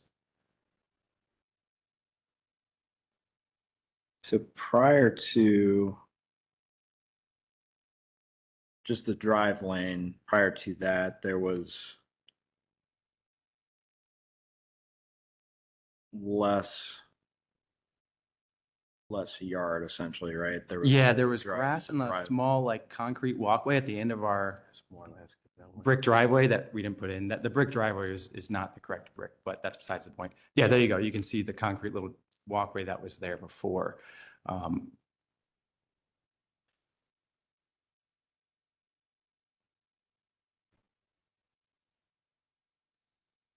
And with the addition of the drive lanes, we thought that would look weird with brick, concrete, drive lanes.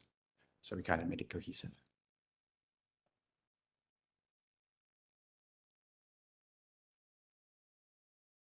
And I will say future plans, and we'll get approval for this, is to get that brick driveway replaced with the same brick as the backyard. So it all is cohesive and matches all the way through.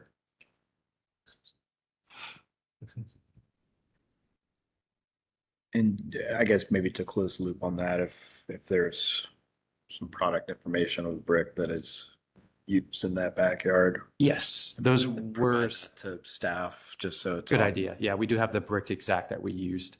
Okay. And it was paver, big solid bricks, not the skinny ones.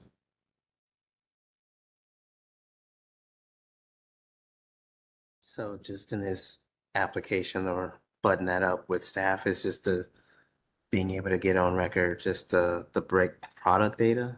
Yep. And that would be sufficient. And then that way that product data could be referenced for any future work. Is that fair? Just to kind of Yeah. close it up. I know where this house sits, so I think that it is a parking challenge in this where this is located. So, so I understand kind of maybe the evolution of the why. But so anything else, team, that we need to kind of to make sure we close it up? Okay. Anything else that you need that we haven't talked about? No, I think you covered it. Thank you. Okay. Is there a motion, team, just with the condition of the fence and kind of what was talked about? And then I think that elevation, that with that revision of the elevation and that was talked about with the rail, as well as the taking down the transparency at the top, that will probably be a separate, maybe a revised elevation / section that would go back to staff. Is there anything else? Maybe from the applicant, do you know right now if your preference is to reduce the overall height to 4 or to do the 2 feet of? The second part, yeah, that's definitely. I okay. think one of our neighbors right down the street just got theirs done and they have the lattice top that you can partially see through the top. I don't know if that's the right word for lattice, but it's pretty much that design. And then that top little part is partially see-through. So yeah, we're familiar with it and we looked at it and we liked it and that's. And Jacqueline, staff is comfortable with that approval? That's Yes, I am. Great clarification. Is there a motion, team? Yeah. Motion for application COA 2600459 West First Avenue as submitted, including the previous work with the conditions that the new fence, the top 2 feet, everything above 4 feet is revised to create more transparency, with that detail to be reviewed and approved by staff. And for the previous brick paver work in the backyard, that product material is provided to staff as well. Awesome. Thank you. Any other? Is there a second? Do we need to condition any of the existing conditions that happen being approved? Do you need any Is other? that It's not part of the application, so we just need to say that we're approving. Well, I said include the previous work. They did. I just kind of lumped it all together. Together, right? Sorry. No, it's good though. We want to make sure we clean it up so that way there's nothing hanging out there. So you feel pretty good? Yeah, I just want to clarify. I just want to make sure. Yeah, I've seen plenty of those fences with the top detail. I just don't want to restrict the applicant if it's less than 2 feet. Do we know for certain if that's typically that top detail is 2 feet? Maybe if we just say approximately, and then I think that, Okay. maybe that detail can be worked out with you, just in terms of appropriateness, because I think in the guidelines, it really shows a great image that would reference it. So is that a fair way to go? Yeah, thank you. Is that okay? Yeah. Okay, perfect. Do you feel good amending with that dialogue? So Amending your motion? for the fence Yes, sir. specifically, yeah, that the fence that above 4 feet up to 2 feet, and to refer to the guidelines for examples provided for staff review. Awesome. Is there a second? Second. I heard you. I just wasn't sure who it was. All right. All those in favor say aye. Any opposed? Motion passed. Thank Thank very you, much. sir. Thank you. Thank you. Great meeting, everyone. Likewise. So do I just email them to touch base on staff approval? Yeah, absolutely. So if you have like the paver information and then just confirming the final fence design, you go ahead, email anytime. Typically it'll take us, a couple days just to get the minutes, but you can email anytime. That way I have it and issue it faster. Thank you. Thanks. Thank you. I get like 2 minutes for the restroom real quick. Yeah. All right, I'll take a 2-minute pause here at 5:32. You're fine. You can come up and you don't have to run. Yeah.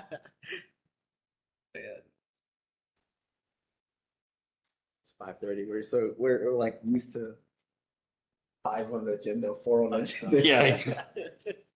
As of lately. This should be the norm, right? I know. Like a nice little average. Yep. No, I agree. And we're doing okay on pace. How many more we have? Like 2? Just Maybe. 2. Just 2. That's what though. Cool.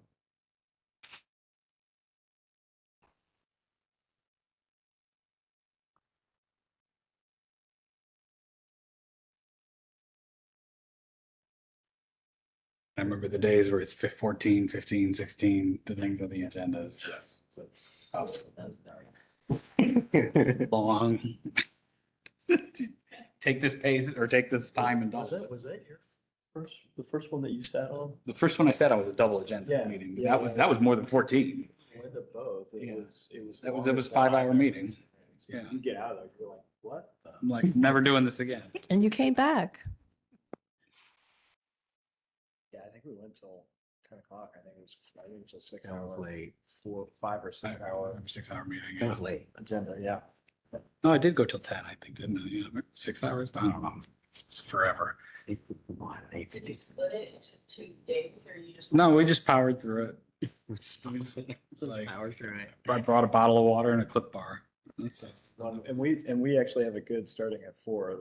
Some of the municipalities that start at 6, those are going till midnight. Yeah, those were some wild days. 10 apartment street. There's a bonus, right? Yeah. Definitely. Yeah, those were some wild days. You guys had something started. Oh my God. It started late then. It was 6 o'clock. Yeah, I did not want I to. mean, and the agendas were so strong that we would go 11:30, 12 o'clock. And some of them, because we had so many large projects at that time, that we would still have, I'm going to say, a special meeting for one or so that we would have to get on the books because it was so large that it would take up the bulk of the meeting. Because you were doing all the big projects on High Street, right? That's At the time. right. Yeah. Yeah, it was pretty crazy time. All right, thank you. No worries. Thanks for asking, man. That's perfect.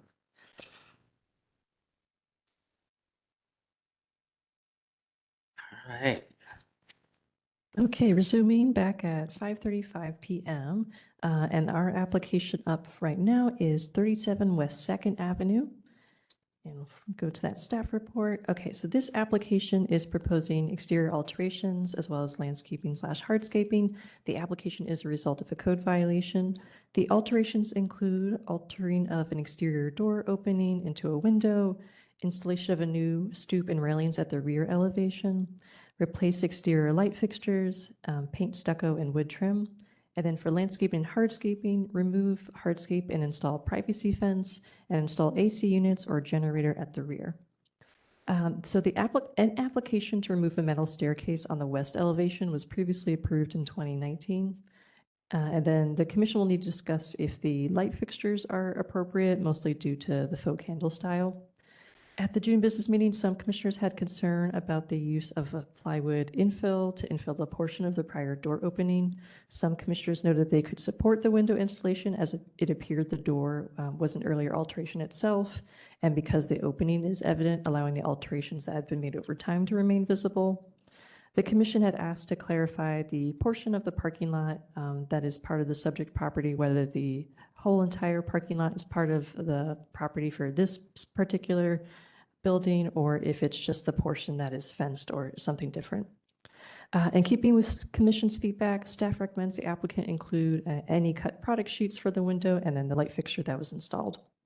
Staff recommends approval of application COA 2600467 at 350 West Hubbard Avenue as submitted with the following conditions, and that are the product materials sheet for the window and the light fixture are submitted to staff. The basis for the staff recommendation is the City Code 316.11 standards for alteration, in particular numbers 2, 5, 6, 9, 10, and 12. And then the City Code 3116.13 standards for site improvements, in particular letters A and B, and the Victorian Village guidelines regarding fences and yards and windows and doors. Thank you. Just want to note, I think you have the address wrong at the end of that. No, it's not 350 West Hubbard. Thank you for the catch. 37 West Second Avenue, just clarifying. Thank you. Can you state your name and get you sworn in? Do you agree to tell the truth and nothing but the truth? Yes. Okay, thank you. Anything you want to kind of, how do we get here? And so, okay. This is my client. She's trying to sell this house and she got a couple violations. So she gave me permission to come and get those cleared up, see what we need to do in order to get those fixed. She already said that the metal staircase was removed. I think that was a fire escape or something. So when she was going to sell the house, it was a door to nowhere. You can't really get that financed through conventional or FHA typically. You'd really like to get that through because it's a safety violation. So she replaced with a window and obviously did not get approval for anything. So we're here trying to figure out, or I'm here trying to figure out how to move forward so that the house can be sold and we don't stick the new owners with any sort of violations. Perfect. I think it's just a fixture, right? So Jacqueline, I think it's just a fixture and the infill component or the balance of the work that you want us to have dialogue on too as well, right? Yeah, I would just, touch base on, because the work has been installed, whether the commission can support the work as installed or if there's any concerns that we need to address. Perfect. That's fair. Thank you.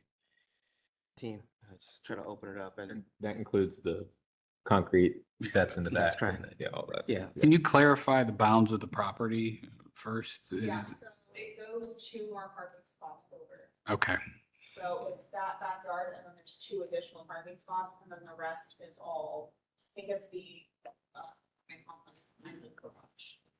Yeah. all right, thank you. And can you also clarify the backyard work? What was there prior to? It's a parking lot. It was all parking, and so, okay, Or on the asphalt to create the yard. okay. It's beneficial.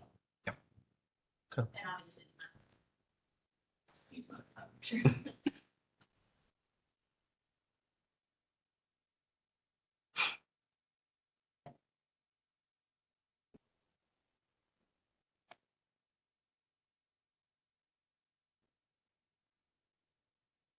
So I don't have any issues with removal of asphalt parking lot for a modest, simple yard.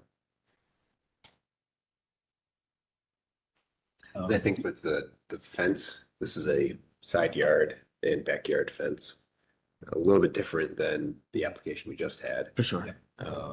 Not highly visible from the street, so the style, while simple, is not, I would say, not inappropriate because it's a And it is the rear element. It meets the standards. Can you confirm the height of the fence? Is it 6 foot or it looks like it might be a little bit lower? I think it is 6 foot.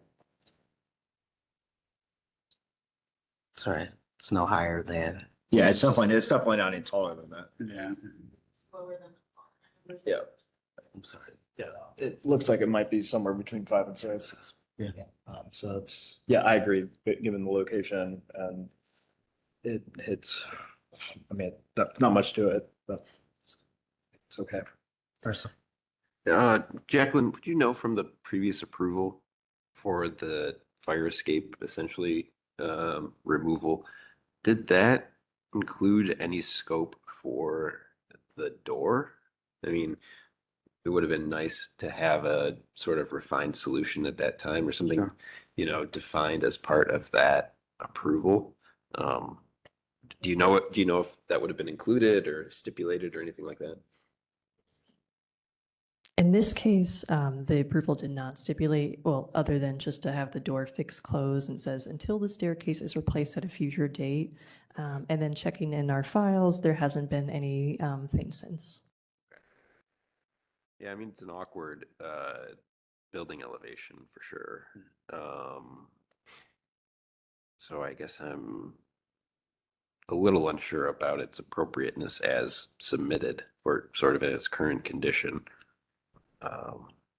But it is a sort of side elevation. I'm remembering some other applications we had in the past about these situations, and I'm not sure we made people remove a door and make it like an architecturally complete sort of condition, I guess, or stipulated that as a condition of appropriateness. And also typically we don't like to have door openings turned into windows or vice versa. So this is kind of an unusual condition. Well, I think, Yeah. yeah, with this one, I'm just by looking at how this is set up. I mean, I'm fairly certain this was not a door originally. Well, that's a good point too. If you look at, I mean, just you wouldn't.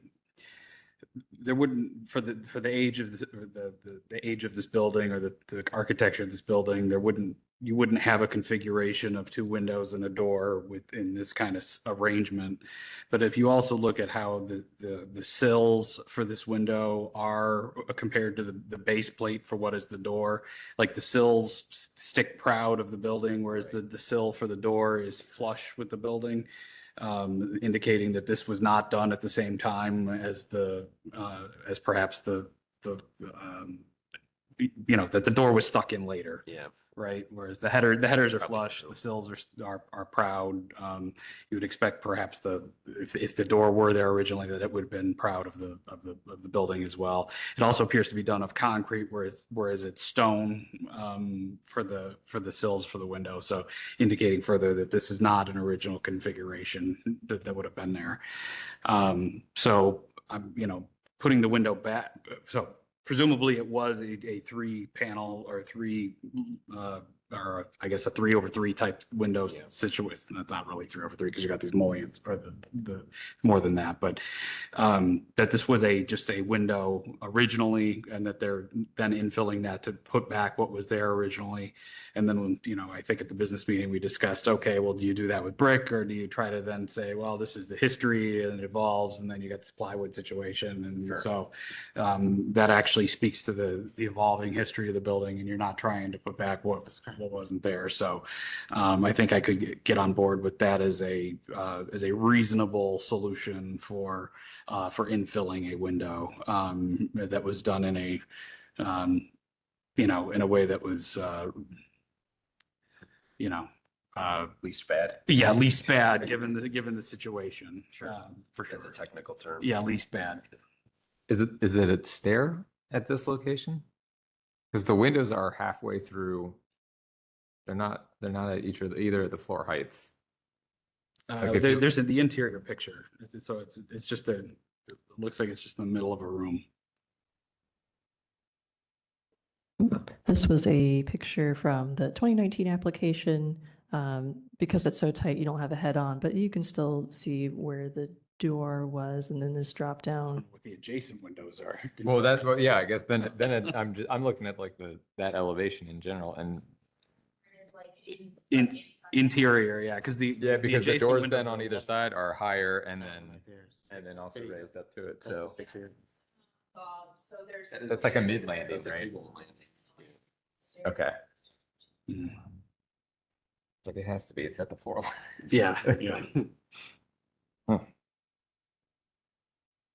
So I guess the story is that it evolves over time, and that's the condition that we have currently. Right. That's the reasoning for it. Yeah. Okay, I just wanted to be sure. Yeah. Okay, yeah. As for the painting, hardscape, and the AC units, they all seem appropriate. And we'll suggest, again, just if had this gone through original application, probably would have been required to do at least a sketch site plan that showed what was happening and labeled what was what. So I think probably retroactively doing a bit of that, don't go overboard, but just some documentation of what the intent was. So is it okay to draw it on what's already existing, or do I have to find something? I think you can do that. It's, you have a rendering of what it's going to look like. Use it. The one thing I would add about this window, sorry, going back to the window, Yep. is I don't know if it's from the approved windows list. We don't have a cut sheet on this window. So that would be something we do need to have on file, is what is this window? Just for our records. So product data Yeah. on the window, and then a follow-up site plan that represents the existing conditions now for the file. Okay. Do you see anything else, Jacqueline, that needs to be closed out? I would say if we could touch on, yeah, the light fixture. Okay, awesome. So team, the light fixture, I think the appropriateness of the light fixture was just in the question. To me, it's a fairly small nondescript fixture. And the faux candles are very difficult to see. So to me, it is not an inappropriate installation. Anything else, team? It's not my favorite, but I agree that it's pretty Nondescript. nondescript. Yeah. Pretty easy on light fixtures. The overall Removable. shape of it is, rectilinear and simple. So. Okay, awesome. I'm gonna go, sorry, real quick, just back to the window again. I think I was the one that had made the comment about the plywood underneath it. Kind of, I guess, what do the other commissioners feel? I mean, if you're looking at this, I can see unpainted, a portion on the left side of that wood trim in there. And I mean, the house gets sold, it's a new owner, and 2 or 3 years from now, it all rots, that wood is rotted, and then what is happening again? I guess. Well, I guess that leads me to a question for Jacqueline. Does Department of Building and Zoning have to clear this violation?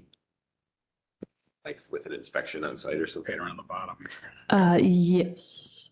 Yes, so they'll be checking that it matches the COA approval. To me, it seems like a building code compliance issue, not so much a historical appropriateness issue, but maybe there is something to be said about historic properties ought to not be destroyed, I guess. Not.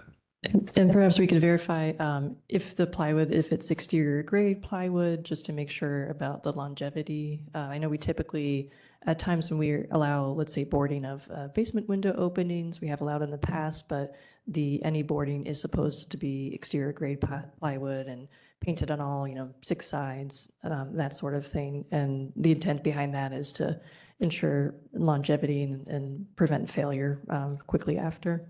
Well, and I think to Zach's point, I mean, if you look at this picture closely, it's not properly sealed against the brickwork on the left side, at least for what we can view. So it looks like there's a point for water to get in and behind the brick and do some damage. So there does have to be some sealing of this, whether it's a little bit more than paint.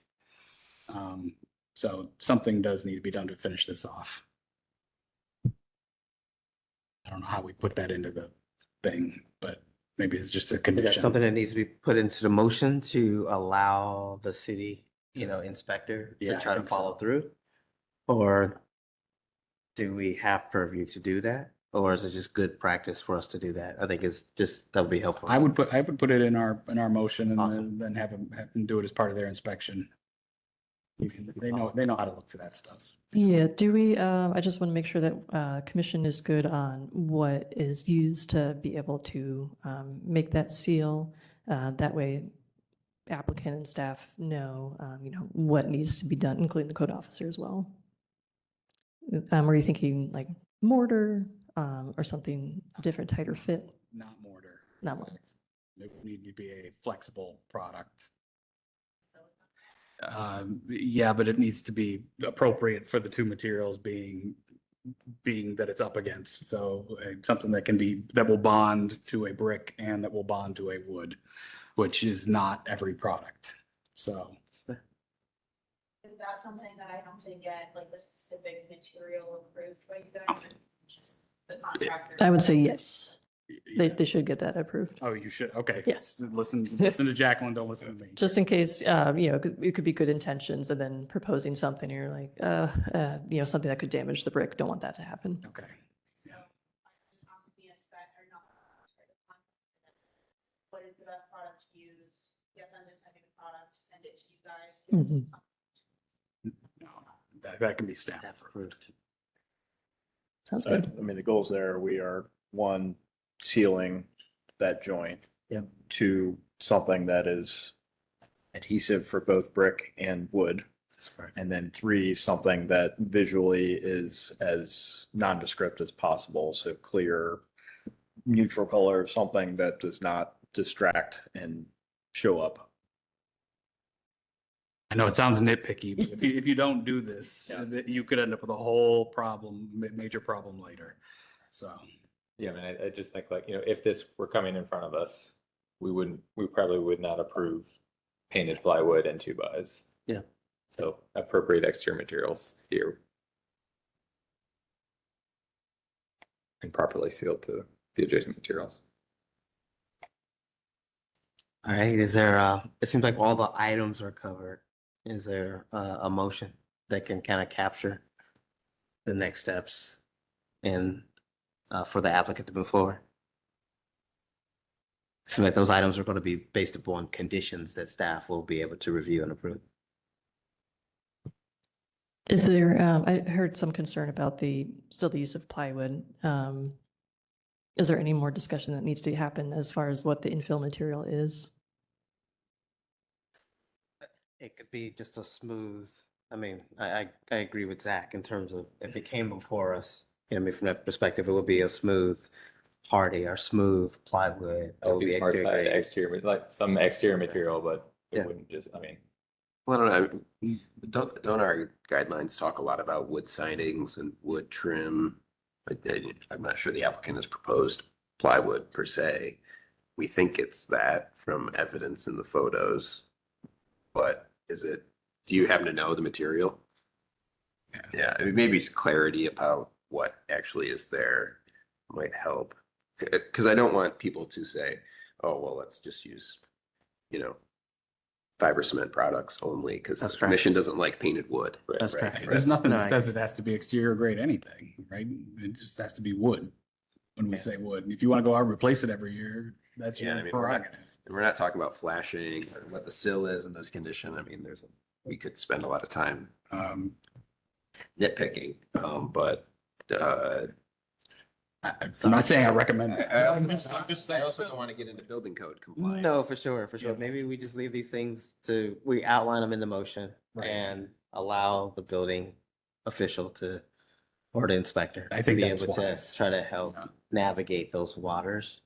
Is that a fair way to approach it, team? Yeah, I think so. Okay. Is this the only thing that we have clarifications on? Yeah, I think that we're just basically, that's correct. That's correct. That is actually, this is the only one I need to clarify. Well, And then everything else the team talked about, which was the site work, this window, and then the light fixture. Those were kind of the components that were identified. I think the other things were just requested product data. That's correct. And The the window. site plan. And the site plan. Yeah. Okay, so the product Well, it's data. called site exhibit. I'm not even sure it needs to be a Site exhibit. plan. That's correct. That's Product right. data for the window site plan and then this, okay. Motion on COA 2600460 for 37 West Second Avenue to approve the application as submitted with the following clarifications. That a site exhibit be submitted for the record. That the product data for the window that replaced the door be submitted. And that the applicant submit product data for a sealant to seal around the wood panel that replaced the door. That is to be a product that will properly seal between the brickwork and the wood. And that this, how we probably wording this around the code inspection that. I would I don't maybe think- with that. I think that, that That's enough. we just want to make sure that this is properly sealed and properly installed for a permanent solution. Perfect. Enough. That's awesome. Nailed it. Is there a second, team? I'll second. It's tough. All right. Any further discussion at all? Do you need anything else, Jacqueline? I do not, thank you. Awesome. All those in favor say aye. Aye. Any opposed? Motion passed. Thank you for talking it through. How do I go about getting the inspection from? Yeah, so they'll want to make sure that you have a COA, and then I can copy the code officer once we issue the COA. You are welcome to send, the site plan or sketch that the commission mentioned, and then the seal information. Anything else I missed? Oh, the window info at any time. And then, because it will take, a few days for staff to do the minutes, and then we'll start issuing hearing letters in the COA. If we already have that information from you, then we can go ahead and issue the COA or, have any dialogue that needed to clarify the sealant. So I would just try to get that in to email to staff when you can. Thank you.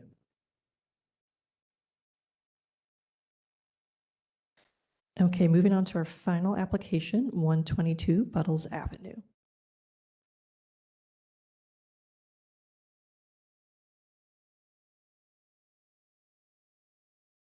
Hello. Open up and share our next material here. Okay. Okay, this application is a request for demolition, exterior alterations, new construction, and some landscaping/hardscaping. A conceptual application was previously reviewed at the February 2026 hearing. And then just to update, the applicant has amended their application to also include a variance recommendation request, and that is for section 3332.26 for the minimum side yard permitted. And the proposal for the variance is to reduce the 3-foot side yard along the east property line to a distance of 1.92 feet within the area of the proposed alteration. And that spans a total distance and depth of the east side yard of 9.17 feet.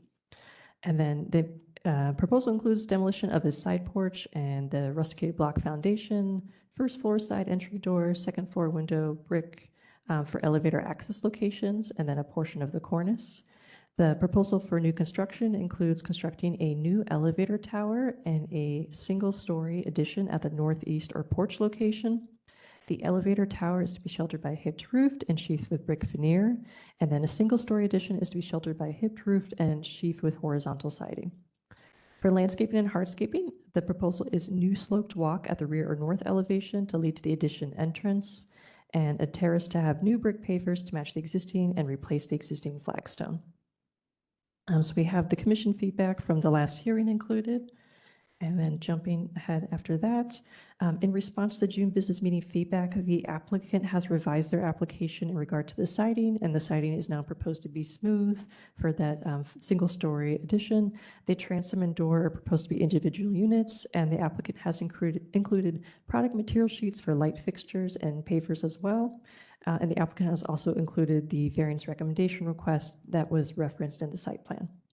The staff recommendation is to recommend an affirmative recommendation of the variance as well as approval of application COA 2600466 at 122 Buttles Avenue, as submitted with any and all clarifications to be submitted to HPO staff for review and approval prior to issuance of a certificate. The basis for the staff recommendation is the City Code Standards for Alteration 3116.11, specifically numbers 2, 4, 5, 10, and 12. And then there's another one in there. I'm going to guess that's 3. And then the City Code 316.12 standards for new construction, in particular letters A, C, D, E, G, H, I, J, M, and N. And then the City Code 316.14 standards for demolition. And then finally, the Victorian Village guidelines regarding new construction. And with that, I'll turn it over to the commission. Thank you. Thank you, Jacqueline. Can you state your name and get you sworn in? Perfect. Do you agree to tell the truth and nothing but the truth? Thank you, sir. All right. So welcome back. Thank you. Yes, sir. Any specifically, I know we had a great dialogue a few months back, but anything that we should kind of focus on that in the process of you advancing that we should, that we may not be aware of? Just to try to maybe shorten the conversation towards the things that you want feedback on, or that may be different than what we saw before. There's so much different other than it could adjust, I think, the lower pitch on the roof.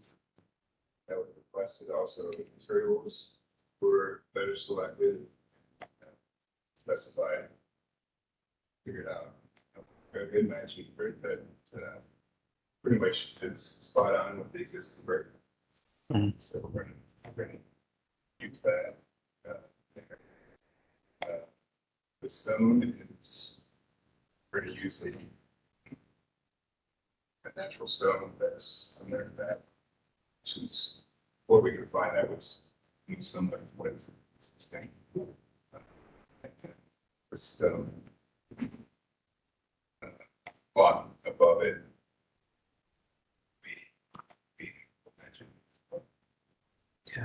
And that brick matches the front brick, right? That's what that photo is of.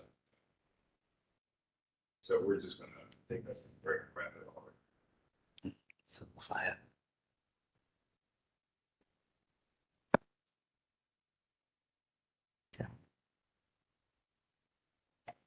Variance, get your recommendation on the variance. I think that's terminology. So I can see the agenda here. All this big ones. Detail. Right. So think about details to approach. I'm thinking the box there is not a first detail, but it could be wrong. I understand that more. So, but if this is a more detailed than the variance, it's probably.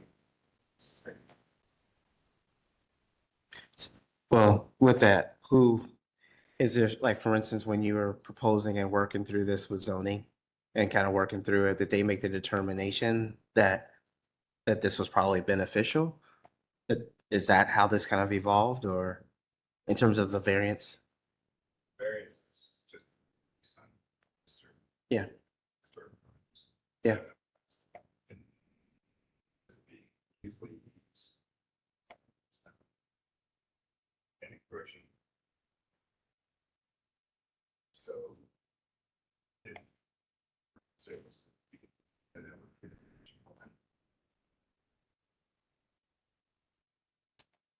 But. Should have. Okay. Okay. But. I do have a recommendation. Right. Okay, that's helpful. And I'm just kind of asking about that, just sort of where you are in the steps of that. So if we offer a recommendation today, it's not going to hang you up. It just gives you the benefit if it does surface. Right. Okay. That's perfect. Okay. Anything else that is that we should? Awesome. Okay. Go ahead, team. Any thoughts, team, on just what, I know we had good dialogue about the concept before. Any just observations or thoughts? I've got an easy one. The 2-panel door should not be a 2-panel to fit with the guidelines. It should be 4-panel or something else, just following the guidelines. Generally, so just swap that out. So. 4-panel with small panels on the bottom. Correct. I mean, there's other configurations like the 5-panel that's on the back of one of the doors now, but I think that's harder to get probably.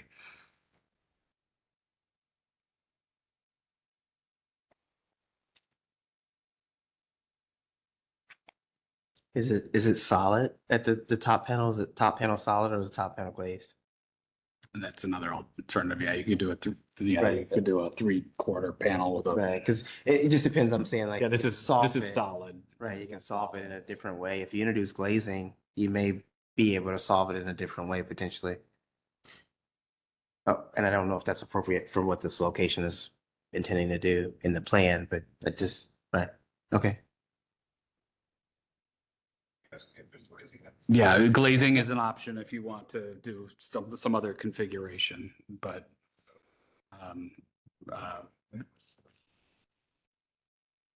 That's what I figured, Yeah. yeah. It's solid then. Perfect.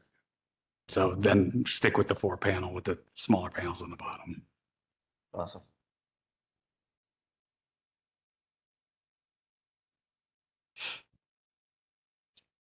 Anything else, team, at all? I don't want to rush it, but I just know we had This good one, dialogue on it, so Went through this one, yeah. it's good. So there, and I see it is, there is a tree that's being removed. I will note that it's a smaller, looks like a magnolia or something. It's not a large canopy tree.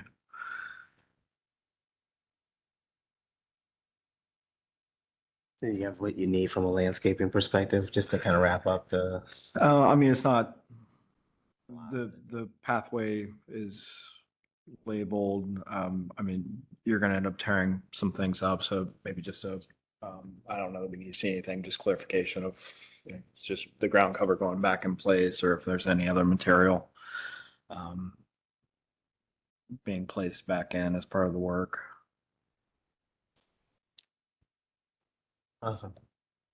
Do we need to say anything about the demo that we haven't already said on the record, or? I think that's a good point. Probably would be good as if, there's a motion to approve, just to have that as part of the motion or part of the record. In terms of order of events, because typically we try to evaluate the merit of the thing first. Yeah. And then come back for the demolition? Yeah, So is I that- can is that- speak to the porch demolition a little bit.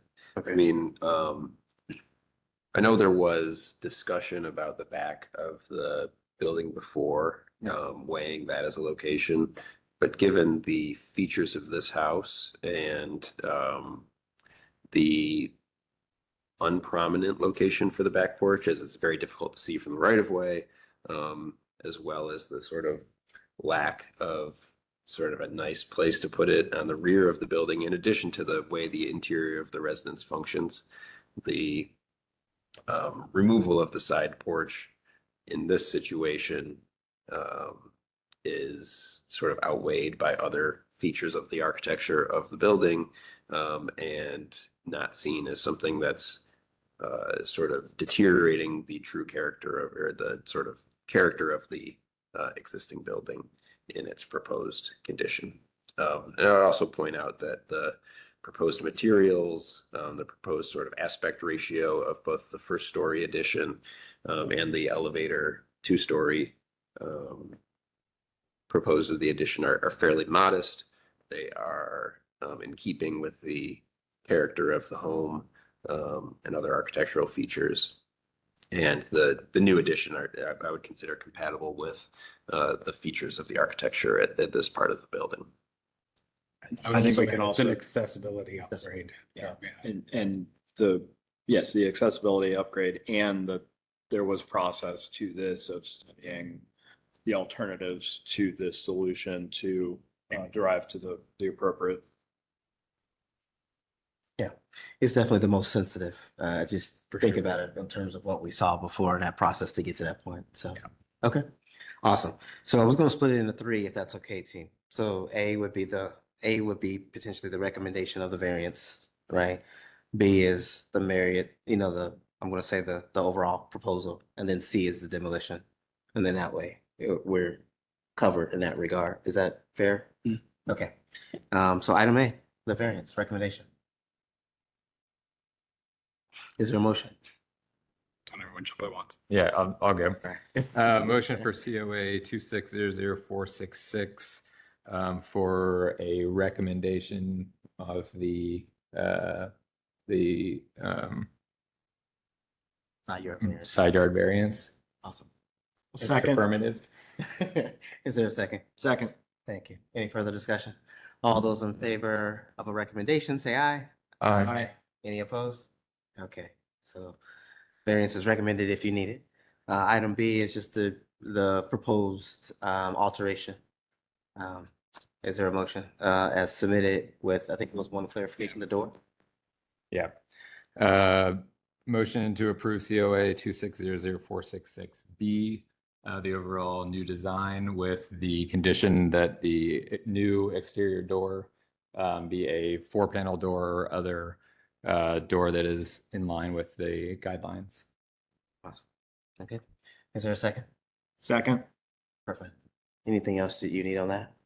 Just to confirm, would the 4-panel be submitted to staff? Yes. Yeah. Yeah. And that was submitted. Perfect. Is there a second? I'm sorry. Oh, That was, okay. And I'm so sorry. All right. Sorry, guys. All those in favor say aye. Aye. Any opposed? Okay. And then item C, which is just the demolition of the component to introduce the new construction. Yep. So item C, do you need me to read the whole thing again? It's okay. And you're talking about like the reasons. I feel like we've discussed it if you're comfortable. Yeah, we don't need to Do you go need a through it. vote on it or? is it I just don't, it's not a for bad. record? I'm asking. If Um, we don't need it, that's fine. I just didn't know if we needed it from that perspective. I'm asking. I think since we approved the other one, maybe let's just go ahead and do a quick vote for a demo. Okay. That's awesome. Approval of COA 2600466C for the demolition of the existing Porsche to allow for the new construction, minding all of the commissioners' input on the reasons why and the appropriateness therefore. Thank you, Zach. Second. Awesome. Thank you. All those in favor say aye. Aye. Any opposed? Motion passed. Thank you. All Awesome. right, thank you. So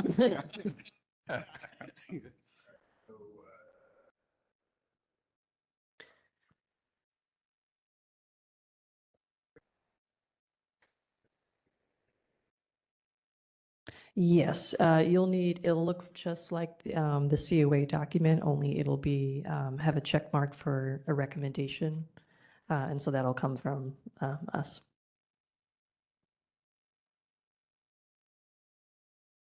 Yes, it's just that because this is an historic district, the commission for the district has to provide a recommendation. Usually, the zoning or whatnot who are reviewing it will kick something back if they don't have the recommendation. Thank you.